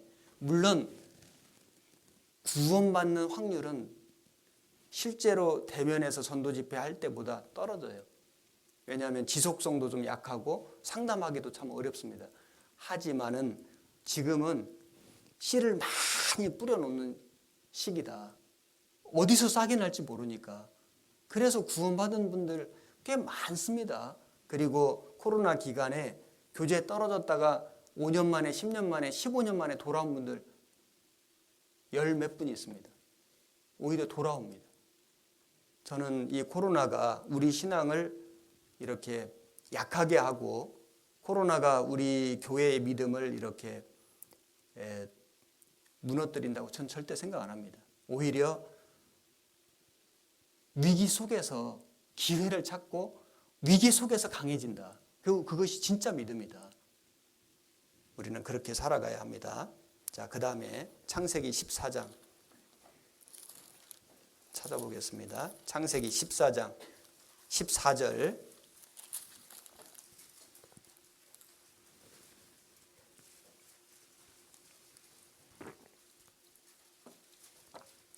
14장 14절 16페이지 구약성경 제가 읽겠습니다. 아브람이 그 조카의 사로잡혔음을 듣고 집에서 길리고 연습한 자 318인을 거느리고 단까지 쫓아가서 그 가신을 나누어 밤을 타서 그들을 쳐서 파하고 다메섹 좌편 호바까지 쫓아가서 모든 빼앗겼던 재물과 자기 조카 롯과 그 재물과 또 부녀와 인민을 다 찾아왔더라. 아브람이 그돌라오멜과 그와 함께한 왕들을 파하고 돌아올 때에 소돔 왕이 사회 골짜기 곧 왕곡에 나와 그를 영접하였고 살렘 왕 멜기세덱이 떡과 포도주를 가지고 나왔으니 그는 지극히 높으신 하나님의 제사장이었더라. 그가 아브람에게 축복하여 가로되 천지의 주제시여 지극히 높으신 하나님이여 아브람에게 복을 주옵소서. 너희 대적을 네 손에 붙이신 지극히 높으신 하나님을 찬송할지로다 하며 아브람이 그 얻은 것에서 10분 1을 멜기세덱에게 주었더라. 20절까지 읽었습니다. 자, 여기 최초의 11조입니다. 우리 신앙의 기본 모이는 거하고 그 다음에 11조 드리는 건데 11조가 무엇인가? 이것이 율법인가? 그래서 11조를 잘 드려서 천국 가는 것인가? 아닙니다. 천국 가게 된 사람이 하나님께 11조 드릴 자격이 있고 이 11조는 하나님께 드림으로 축복을 받는 겁니다. 이걸 드려서 천국 가는 게 아니에요. 여기 보면은 아브람이 전쟁을 해가지고 큰 승리를 거두었습니다. 그리고 이제 지금 개선하고 있는데 살렘 왕, 살렘이라는 뜻은 예루살렘이라는 뜻인데 이게 평화란 뜻입니다. 살렘 왕 멜기세덱, 멜기세덱은 의의 왕이라는 뜻인데 이분은 지극히 높으신 하나님의 제사장이었더라. 이분이 누구냐? 예수님이십니다. 멜기세덱, 예수님. 그리고 그가 아브람에게 축복하여 가로되 천지의 주제시오 지극히 높으신 하나님이 아브람에게 복을 주옵소서. 너희 대적을 네 손에 붙이신 지극히 높으신 하나님을 찬송할지로다. 여기 아브라함 마음속에 이 318명 가지고 엄청난 적을 무찌르고 전부 다 재물과 사람을 찾아왔거든요. 대승리를 거둔 거죠. 이 아브라함 마음속에 약간의 공로의식 같은 것이 있었을 수도 있습니다. 야, 엄청난 승리를 거두었다. 도무지 이길 수 없는. 아니 318명 가지고 이 북부 연합군을 무찌른 거예요. 그리고 포로 잡힌 가족들 재물을 하나도 뺏기지 않고 다 찾아왔어요. 인간적으로 좀 이렇게 공로의식 같은 게 생길 수도 있잖아요. 그런데 멜기세덱이 말하기를 너희 대적을 네 손에 붙이신 하나님을 찬송하라. 아브라함아, 이건 너가 한 것보다도 하나님이 너가 그렇게 할 수 있게 해주신 거야. 이거 깨우쳐 주신 거예요. 너희 대적을 네 손에 붙이신 지극히 높으신 하나님을 찬송할지로다. 함에 아브라함이 그 얻은 것에서 10분의 1을 멜기세덱에게 주었더라. 자, 그래서 아브라함이 10분의 1을 멜기세덱에게 주었는데 이건 뭐냐면은 나로 하여금 이기게 해주신 하나님께 이 모든 영광이 하나님 능력이 하나님께로부터 왔다는 것을 인정하는 표시로 소득의 11조를 드린, 이것이 최초의 11조거든요. 아브라함은 예수 그리스도로 말미암아 축복받은 사람의 대표입니다. 우리가 예수님으로 말미암아 축복받은 사람이잖아요. 그래서 우리는 왜 11조를 해야 되냐? 이 11조를 드려서 복을 받으려고 하는 게 아니라 이미 예수님을 통해서 영원한 축복을 받았기 때문에 그 받은 은혜가 너무 크고 감사해서 10분의 1을 드리는데, 이 10분의 1은 10의 9는 내 것이고 10의 1은 하나님 거다, 그 뜻이 아니고 모든 것이 다 하나님께로부터 왔다는 것을 인정하고 그것을 고백하는 표시로 1을 드리는 거예요. 구원받은 그리스도인들은 구원을 받으면 깨닫는 게 있습니다. 아, 내가 이 세상에 태어난 것도 하나님의 은혜구나. 그 다음에 지금까지 내가 30년, 50년, 80년 살아온 것도 주님이 이거 나 숨쉬게 해주시고 이거 피 돌게 해주시고 살려주신 거구나. 더군다나 내가 어떤 사람을 만나서 전도를 받아서 말씀을 듣고 구원을 받은 것은 이건 완전히 이건 주님의 100% 은혜구나. 그리고 구원받은 이후에 지금까지 어떤 사람은 1년, 5년, 10년, 20년, 30년 동안 믿음을 지키고 교회를 떠나지 않고 주님이 역사하는 그 교회 안에 붙어서 신앙생활하는 이 모든 것이 정말 주님이 주신 은혜구나. 그거 깨닫고 있지 않습니까? 우리는 다 주님 주신 거예요.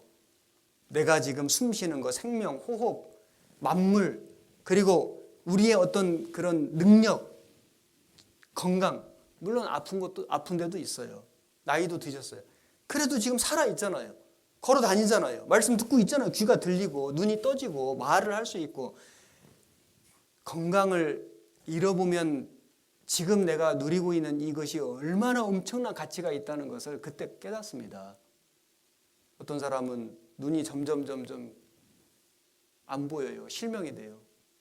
한쪽 눈이 안 보이는 분도 있어요. 한쪽 귀가 안 들리는 분도 있어요. 본다는 것, 들린다는 것, 아침에 내가 일어날 수 있다는 것, 무엇인가 음식을 먹을 수 있다는 것. 우리 자매님 한 분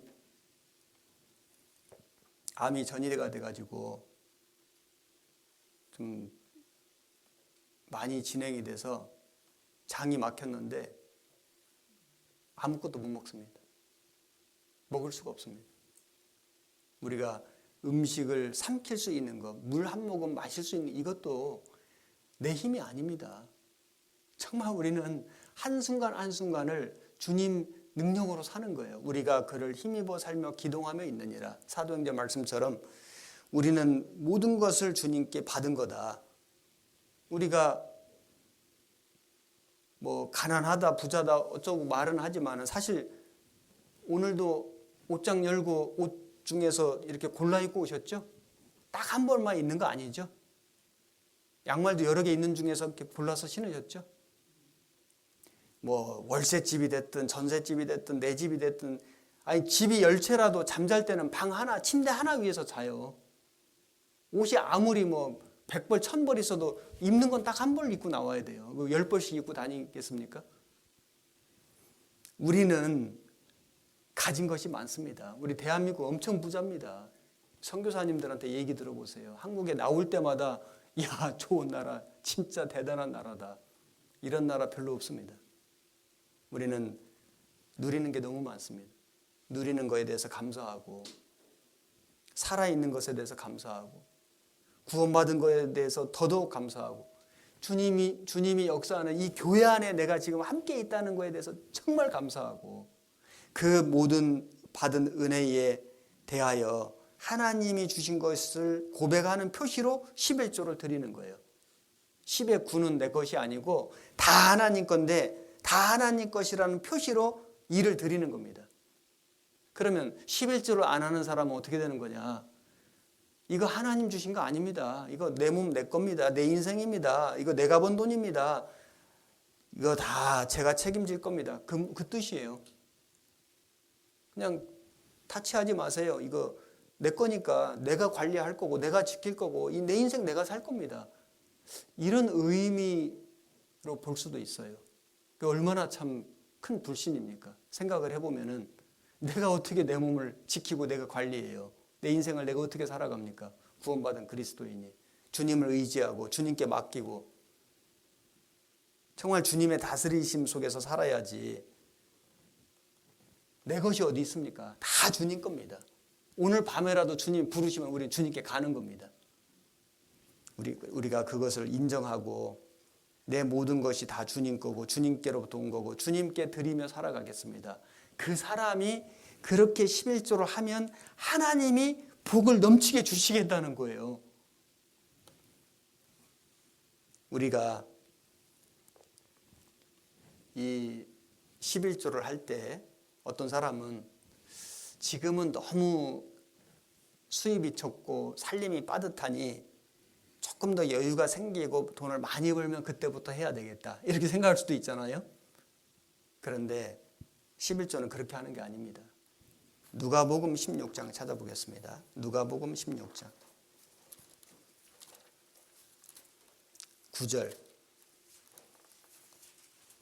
16장 9절 122페이지 내가 너희에게 말하노니 불의의 재물로 친구를 사귀라. 그리하면 없어질 때에 저희가 영원한 초소로 너희를 영접하리라. 지극히 작은 것에 충성된 자는 큰 것에도 충성되고 지극히 작은 것에 불의한 자는 큰 것에도 불의하니라. 자, 여기 보면 불의의 재물로 친구를 삼으라. 왜 재물을 불의의 재물이라고 말씀하셨을까? 하나님이 주신 것을 하나님 뜻대로 사용하면은 그게 불의한 재물이 아닌데 하나님을 위해서가 아니라 자기 자신만을 위해서 겨우 자기 가족만을 위해서 육신을 위해서 사용한다면 그건 불의의 재물입니다. 그래서 우리는 이 구원받기 전에 정말 나만 알고 겨우 우리 가족만 알고 이렇게 살았던 인생인데 이제는 그 불의한 재물로 영원한 친구를 사귀라. 영원한 친구. 복음을 전하고 형제 자매를 섬기고 어떤 교회에서 일어나는 주님의 역사를 위해서 그 재물을 사용하라. 지극히 작은 것에 충성된 자는 왜 이 재물이 지극히 작은 것인가? 주님이 장차 주실 영광에 비하면 너무 작은 거예요. 이 작은 것에 충성된 자는 큰 것에도 충성되고 쉽게 말하면은 물질에 인색한 사람, 돈을 사용하는 것을 아까워하는 사람, 주님을 위해서 복음을 위해서 그 사람은 사실은 다른 것을 주님께 드릴 수가 없어요. 그거 거짓말입니다. 모순이에요. 가장 작은 게 물질이다. 이거 먼저 충성하지 않으면 다른 거 충성하는 것은 그거는 진정한 게 아니다. 어떤 사람은 11조는 안 하면서 봉사하고 막 청소하고 막 찬양하고 교사하고 막 열심히 하고 대단해요. 근데 11조 안 해요. 저는 임원 선정할 때 제가 11조는 안 봅니다. 우리 형제 자매님들 11조 얼마 하는지 저는 전혀 모릅니다. 전혀 확인 안 합니다. 건축원금 얼마 하는지 저는 한 번도 본 적이 없습니다. 이번에 저희들 교육원 이제 건축 마치고 나서 이제 그 부채 작정을 했는데 30억 목표로 30억 그 부채가 있었는데 이자까지 33억 목표로 했는데 36억을 작정을 해주셨어요. 3년 반 해가지고 목표는 11조만큼 하기. 그러니까 이 3년 반 동안 11조만큼 하면 33억이 작정이 돼요.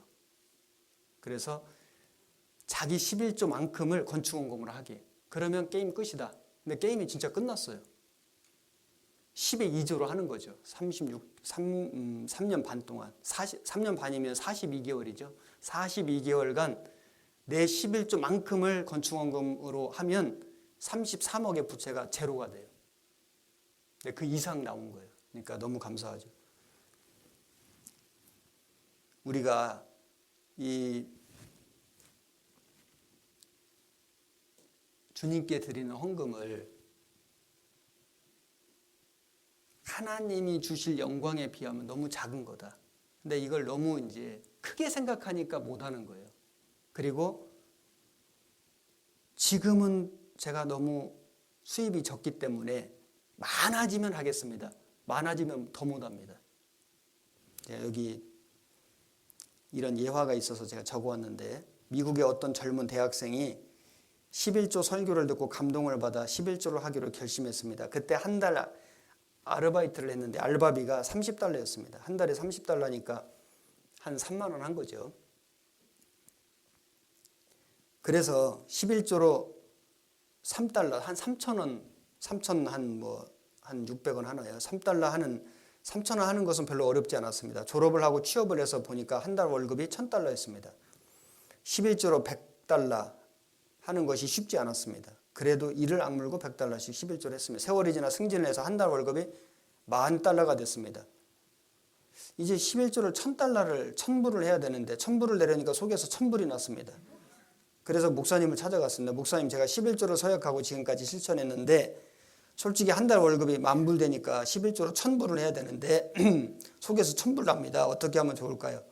목사님 웃으면서 이렇게 대답했습니다. 형제님이 11조를 쉽게 낼 수 있도록 도와드리겠습니다. 형제님이 11조를 처음처럼 잘할 수 있도록 월급이 30달러가 되게 해달라고 기도해드리겠습니다. 그러면 3달러 쉬울 거 아니에요. 여러분, 돈 많이 번다고 해서 11조를 더 쉽게 하는 거 절대 아니에요. 내가 수입이 적을 때 그때부터 11조 드리는 것이 연습이 된 사람이 정말 하나님이 그 사람에게 축복을 주시고, 축복을 주신 것에 대해서 이건 하나님이 주신 거라는 걸 깨닫고 정말 기쁨으로 할 수 있는 거예요.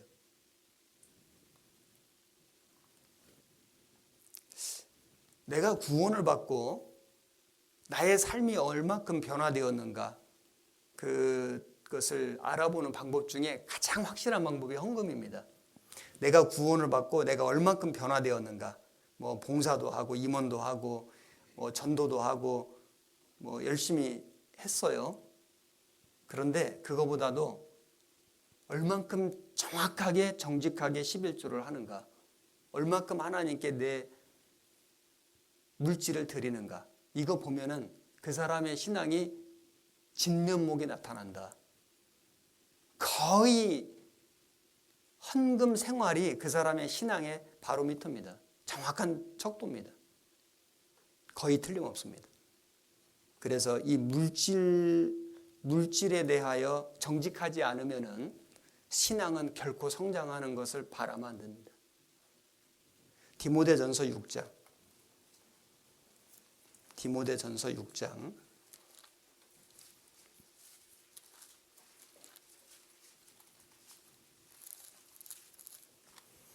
9절. 부하려 하는 자들은 341페이지 9절. 부하려 하는 자들은 시험과 올무와 여러 가지 어리석고 해로운 정욕에 떨어지나니 곧 사람으로 침륜과 멸망에 빠지게 하는 것이라. 돈을 사랑함이 일만 악의 뿌리가 되나니 이것을 사모하는 자들이 미혹을 받아 믿음에서 떠나 많은 근심으로써 자기를 찔렀도다. 여기 보면은 부하려 하는 자들, 부하려, 막 부자가 되고 싶은, 그것 때문에 시험을 받고 올무에 걸리게 된다. 그런 형제 자매들이 더러 있습니다. 돈을 사랑함이 일만하게 뿌리가 되네. 돈은 필요해요. 돈을 벌어야 돼요. 열심히 벌으세요. 많이 벌으세요. 그런데 돈을 열심히 버는 거하고 사랑하는 거하고는 달라요. 돈은 사랑의 대상이 아니에요. 돈을 사랑함이. 그래서 주님보다 돈을 더 사랑하면 어떻게 되냐면은 주일날 돈 벌러 나가요. 일을 안 해도 되는데, 굳이 일을 안 해도 되는데, 남편이 건강하고, 직장도 있고, 월급도 잘 받고, 가정 생활에 아주 충분치는 않지만은 얼마든지 가정 생활이 가능하고, 그런데 자매님들이 일을 안 해도 되는데도 너도 나도 다 일하는 분위기니까 뭐 시댁에서 너는 왜 일을 안 하냐고, 너는 왜 놀고 있냐고, 왜 교회만 다니냐고, 그런 거 핑계 삼아가지고 시댁에서 막 일하라고 뭐 남편이 뭘 하는데 뭐가 부족하고 뭐 집세도 내야 되고 뭐 애들 학원비도 내야 되고. 그런데 일을 꼭 해야 될 자매님들도 있고요. 내가 일을 하지 않으면은 생활을 할 수 없는 분도 계시거든요. 아니, 남편이 편찮으신 분도 있고, 직장이 없는 경우도 있고, 남편이 안 계신 분도 있고, 내가 생활해야 되는 분들도 계시잖아요. 일해야 되죠, 당연히. 일하는 거 죄가 아닙니다. 내가 일을 하는 것이 교회에 더 유익하고, 내가 일을 하는 것이 전도의 기회가 되고, 내가 일을 하는 것이 하나님께 더 쓰임 받는다면 일할 수 있습니다.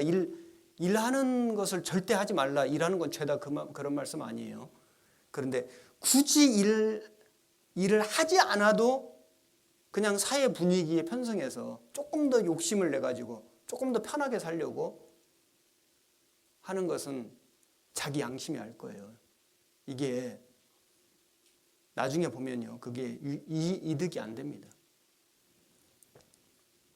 제가 천안에 처음 왔는데 어머니 이모 모임도 저녁에 하고,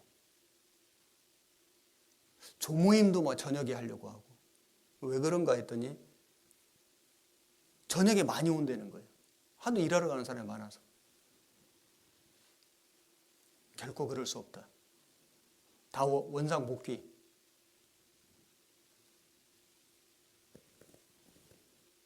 편리에 따라서 자꾸 양보해주고 이렇게 이 형제 자매들 편하게 해주면요, 처음에는 좋은 것 같은데 시간 지나 보십시오. 신앙 다 무너집니다. 저 좋은 거 아닙니다. 원칙대로 해야 됩니다. 어머니 모임 지금 거의 다 나옵니다. 그 직장 다니는 분 물론 많습니다. 직장 다니는 분이 더 많습니다. 그런데 직장 안 다니는 분, 또 직장 다니면서도 어떻게든지 이 모임을 사모해서 반차 내고 뭐 월차 내고 또 뭐 이렇게 중간중간 시간 내서 나오시는 분들 지금 2배 이상 모입니다. 오히려 그거 편리를 봐주고 뭐 모이기 좋은 시간 그렇게 해서 저는 신앙이 좋아진다고 생각지 않습니다. 원칙대로 하는 거예요. 그래서 낮에 하는 이 조모임이, 이모 모임이, 원래회가 너무 은혜가 되고 너무 좋으니까 그 교제를 너무 사모해서 나는 이제 직장 그만 다니고 나는 신앙생활만 하고 싶다. 그렇게 바뀌는 거예요. 세상 물질을 우리는 필요로 합니다. 그걸 가지고 가정생활도 해야 되고 헌금도 해야 되고 하지만은 그것이 마음에 너무 커서 욕심이 되면 신앙은 망가집니다. 말라기 3장을 보겠습니다. 말라기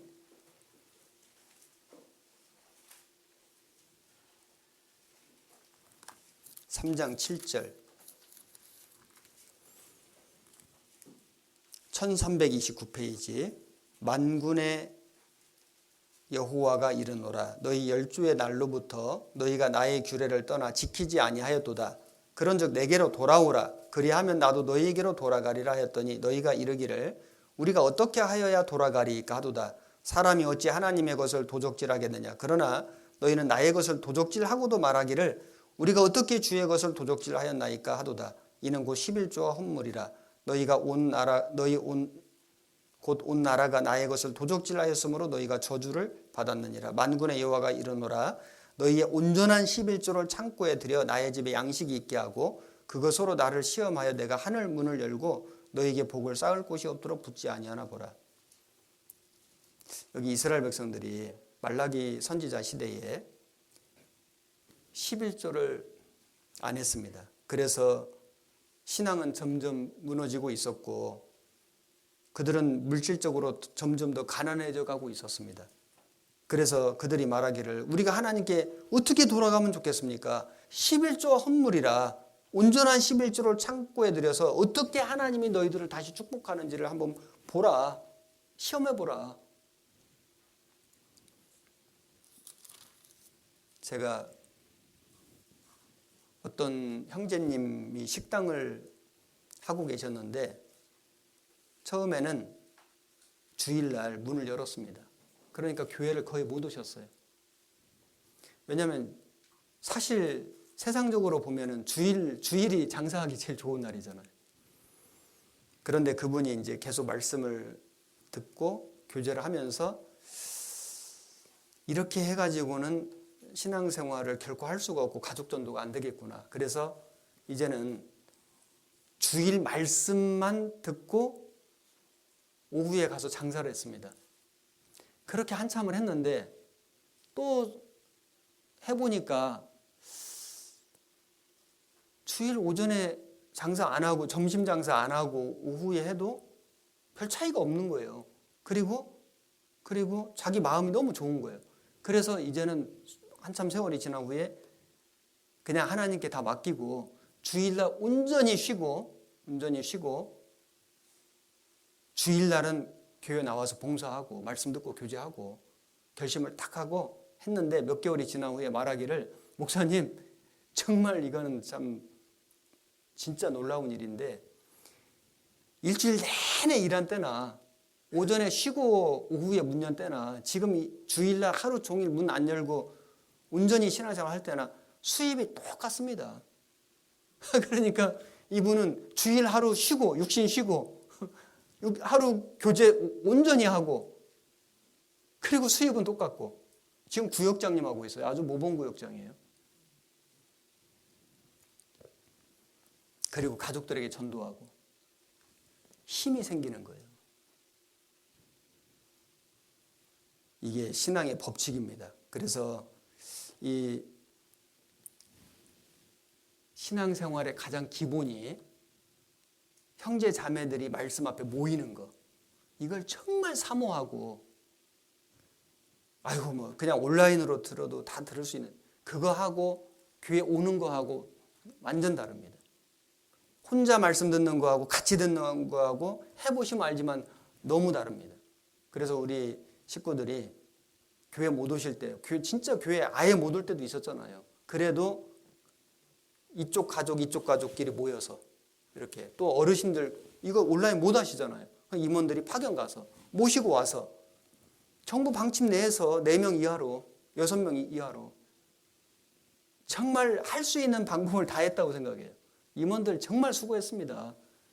계속 반찬 만들고 집집마다 찾아가고 어른들 섬기고 다 보내고 온라인 바자회를 했거든요. 어머니의 건축원금으로 온라인 바자회 그냥 교회에서는 아무것도 없고요. 그냥 온라인으로 구역별로 교구별로 만들어서 필요한 사람 이렇게 주문받아서 이렇게 서로 필요한 거 팔았는데 봄에 1,500만 원, 가을에 1,500만 원, 이익금만. 그래서 3년 반 건축원금 어머니에서 1억 했습니다. 1억 하고도 남습니다. 지금 오히려 전도해야 되니까 그만하라고. 얼마든지 할 수 있습니다. 코로나 때문에 뭘 못한다, 어렵다. 저는 죄송하지만 저는 그렇게 생각 안 합니다. 오히려 더 잘할 수도 있다. 우리 마음에서 이거 핑계를 지워야 됩니다. 변명 삼을 생각을 하지 말아야 됩니다. 오히려 저는 믿음이 더 강해진다. 이스라엘 백성들이 광야 40년 통과하면서 더 약해졌습니까? 노예로 나왔는데 군사가 돼서 가나안 가서 이긴 거예요. 어려운 상황에서 우리 믿음과 신앙이 더 강해집니다. 전도서 11장을 찾아보겠습니다. 전도서 11장 1절 958페이지. 너는 네 식물을 물 위에 던지라. 여러 날 후에 도로 찾으리라. 여기 네 식물을, 이 식물이 우리말로 식물인데 영어 성경에는 브레드, 빵이라고 돼 있고 공동 번역에는 돈이라고 돼 있고 현대인의 성경에는 물질로 나오는데 네 돈을, 네 물질을, 가장 소중한 것을 물 위에 던지라. 물이 뭘까요? 하나님의 역사 위에, 성령의 역사에 던지라는 것은 과감하게 투자하라. 던지라. 과감하게 투자하라. 여기 법칙이 뭐냐면은 여러 날 후에 도로 찾으리라. 당장은 아닌데 여러 날 후에, 얼마 후에, 그리고 주님 앞에 갔을 때 반드시 찾게 될 것이다. 제가 여기 글을 좀 읽어볼게요. 이 천국에 갔을 때 대조적인 두 가지 사례가 나오는데 어떤 부부가 천국 문지기 앞에 갔습니다. 남자가 주식과 증권과 증서와 온갖 소유물을 끌어다 내려놓았습니다. 아내는 보석과 금괴와 비단을 내려놓았습니다. 문지기가 말했습니다. 그 잡동사니들로 뭘 하려고 하십니까? 그들이 대답했어요. 잡동사니라고요? 이건 일생을 통해서 모은 소중한 물질입니다. 문지기가 말했습니다. 그것들을 저기 쓰레기라고 쓰여진 팻말 있는 곳에 갖다 버리세요. 그 후에 여기에 들어올 수 있습니다. 남자가 말했습니다. 이 아까운 보석을 저기 버리라고요? 문지기가 말했습니다. 여기는 길까지도 다 금이고 보석입니다. 여자가 말했습니다. 여기 이 다이아몬드가 얼마나 값진 것인데 이걸 버리라고요? 문지기가 말했습니다. 여기는 벽돌이 다 다이아몬드입니다. 이 쓸모없는 것들을 저 쓰레기가 있는 곳에 버리고 오세요. 여러분, 이 세상에서 우리가 좋은 거 많이 가지고 있어도 천국에는 하나도 못 갖고 갑니다. 정말 할 수만 있다면은 주님 오시는 그 순간에 내게에서 남겨진 것이 하나도 없다면 진짜 축복일 거예요. 근데 그렇게 되기는 쉽지 않겠지만은, 그래서 어떤 복음 전도자는 나는 수시로 내 주변을 돌아본다. 지금 주님이 오셨을 때에 이 땅에 남겨질 것이 너무 많아서 내가 부끄럽게 되지는 않을는지 내 주변을, 자기 주변을 돌아보고 수시로 정리한다는 말을 했던 복음 전도자가 있습니다. 어떤 사람이 천국에 갔습니다. 황금길을 걸어가고 있었는데 누군가 다가와서 아무개 형제님 정말 감사합니다 라고 인사를 했습니다. 왜 내게 감사하다고 하십니까? 예, 저는 형제님이 낸 11조로 교회당 전기가 들어오고 난방이 된 곳에서 말씀을 듣고 구원받았습니다. 또 두 사람이 걸어와서 형제님 참 감사합니다 인사를 했습니다. 왜 제게 인사를 하십니까? 저희들은 형제님이 집회헌금을 낸 돈으로 마련된 저녁 식사 먹고 그 집에서 구원받았습니다. 또 걸어가는데 여러 명의 사람들이 다가와서 인사했습니다. 저희들은 형제님이 낸 건축원금으로 만들어진 문을 통과해서 벽돌로 지어진 교회당에 들어가서 편안한 의자에 앉아서 잘 들리는 마이크로 말씀 듣고 구원받았습니다. 형제님 정말 감사합니다. 얼마를 걸어가는데 수많은 사람들이 때를 지어 다가와 감사 인사를 하는데 이유를 물어보니 대답하기를 우리는 중국에서, 몽골에서, 아프리카에서, 에콰도르에서, 멕시코에서, 유럽에서 형제님이 내주신 선교예비 덕분에 선교사님들이 와서 복음을 전해주고 덕분에 구원받았습니다. 형제님 감사드립니다. 천국에 가면은 진짜 이런 일이 있을 거라고 생각합니다. 우리가 구원받고 주님께 드린 작은 물질, 정말 그 11조 건축원금, 선교회비, 정말 우리가 낸 모든 물질이 다 값으로 계산돼서 우리에게 축복으로 올 거예요. 반드시 그렇게 해주실 겁니다. 그리고 내가 하나님 앞에 정말 진정한 마음으로 내 소중한 걸 드렸을 때 하나님은 내 믿음도 지켜주시고 내 가족도 지켜주시고 내 가정도 지켜주시고 직장도 지켜주시고 내가 전도할 때 하나님이 역사해 주신다. 생각 안 하십니까? 내가 하나님 앞에 정직한 마음으로 온전한 11조를 드리고 정말 내 모든 삶이 주님 거라고 고백하고 내 모든 삶을 주님께 맡기고 정말 그렇게 살아간다면 주님이 그 사람을 마음도 지켜주시고 믿음도 지켜주시고 가정도 지켜주시고 건강도 지켜주시고 내가 전도할 때 역사해 주시지 않겠습니까? 반드시 그렇게 하실 거예요.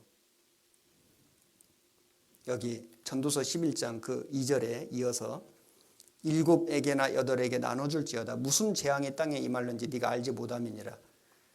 구름에 비가 가득하면 땅에 쏟아지며 나무가 나무로나 북으로나 쓰러지면 그 쓰러진 곳에 그냥 있으리라. 풍세를 살펴보는 자는 파종하지 아니할 것이요 구름을 바라보는 자는 거두지 아니하리라.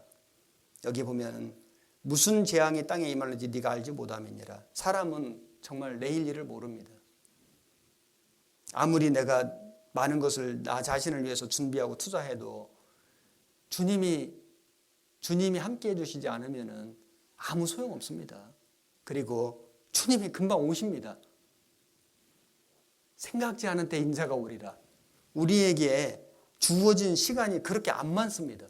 아이고 뭐 조금 더 여유가 생기면 열심히 살아야지. 아이고 조금 더 형편이 좋아지면 그때부터 11조 잘해야지. 천만의 말씀이에요. 그때가 올지 안 올지 모릅니다. 그리고 지금 내가 살아있을 때 내가 할 수 있는 기회가 있을 때 지금 하는 거예요. 그게 진짜 신앙이에요.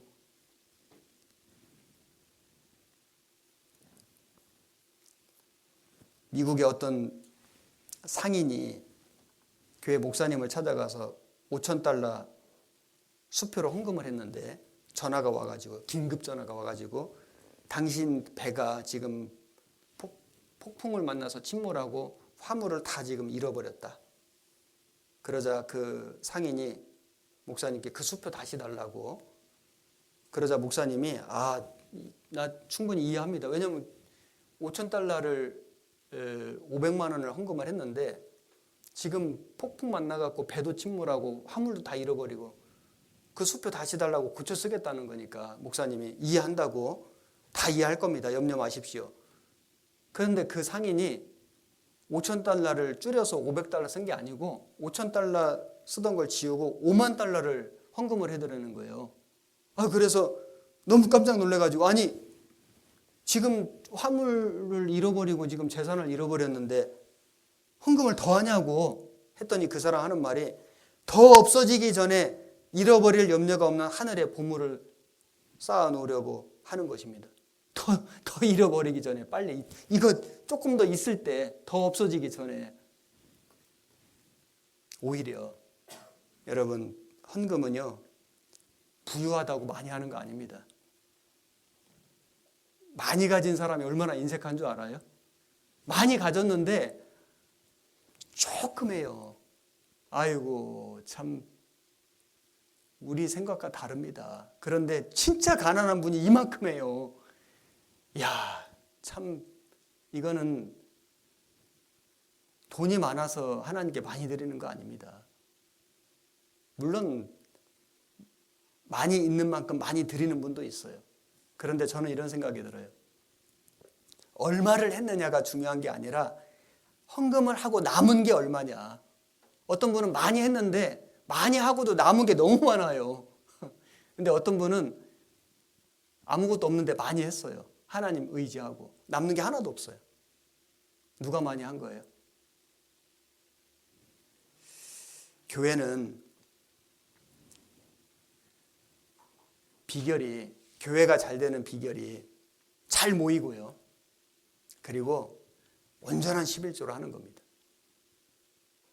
물질적으로 교회가 어려움이 없어야 돼요. 그러면요 힘이 납니다. 그리고 용기가 생깁니다. 그리고 큰 일을 할 수 있습니다. 숫자가 작다고 일 많이 못하는 거 아니에요. 적은 숫자로도 얼마든지 큰 일을 할 수 있습니다.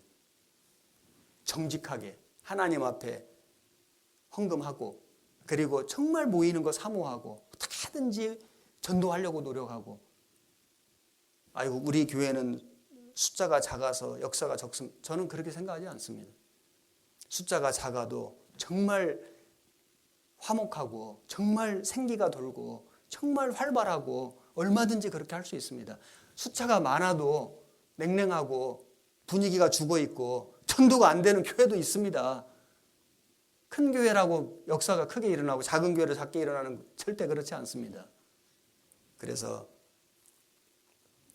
우리 태안교회가 어떤 형편인지 저는 전혀 몰라요. 전혀 모르는데 신앙의 기본, 정말 우리가 어려울수록 모이기를 힘쓰고 사모하고, 그리고 하나님 앞에 정직하게 온전한 11조를 드리는 이 기본을 잘했을 때 우리 개인적으로도 믿음이 굳건해지고 교회가 강해진다. 하나님이 큰 역사를 일으킬 수 있다. 이걸 제가 꼭 말씀드리고 싶고, 제가 중간에 이거 보여드리려고 했는데 말씀하다 보니까 잊어버렸는데 이거 보고 마칠게요.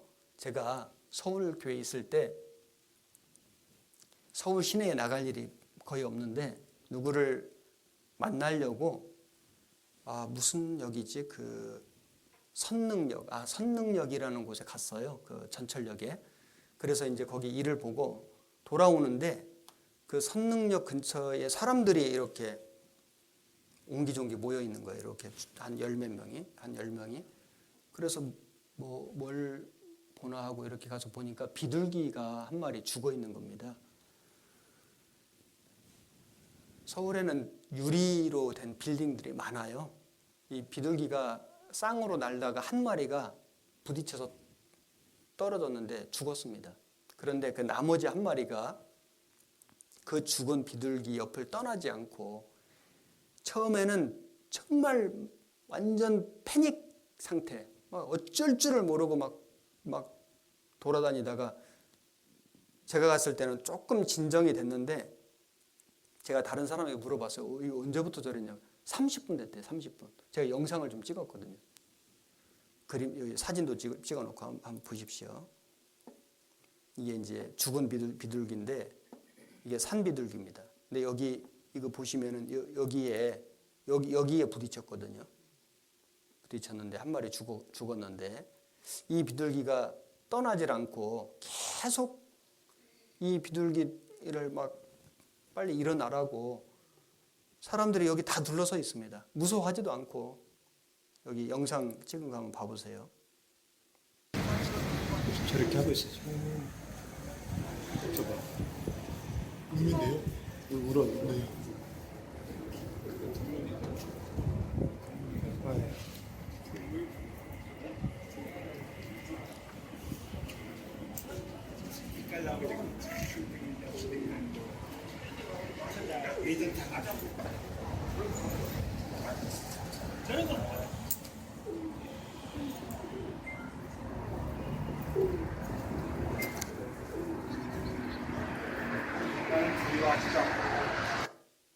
이 비둘기, 이 정말 미물이잖아요. 그냥 짐승인데 그 자기 짝을 잃고 그 죽은 짝의 곁을 떠나지 않고 그 막 구구구구 하면서 슬피 울면서 계속 일어나라고 사람들이 있는데도 무서워하지도 않고 도망가지도 않고 30분 이상을 저러고 있는 저 비둘기를 볼 때에, 야, 짐승도 사랑을 알고 그 사랑을 지키는데 정말 그것도 구원받은 사람이 정말 주님의 사랑을 안다면은 우리가 결코 주님을 떠날 수는 없다. 주님의 사랑을 안다면은, 나를 위해서 죽어주신 그 주님의 사랑을 안다면은 내가 결코 주님을 떠날 수는 없다. 주님과 함께 가고, 주님 가시는 데 가고, 주님의 십자가를 지고 주님을 쫓아가다가 우리가 주님 나라에까지 가야 한다. 제가 이 중간에 보려다가 깜빡해서 뒤늦게 봤습니다. 오늘은 제가 신앙의 기본, 우리가 모이기를 힘써야 되는 주일날 모이는 왜 모여야 되는지와 그 다음에 온전한 11조에 대해서 말씀드렸습니다. 같이 기도하겠습니다.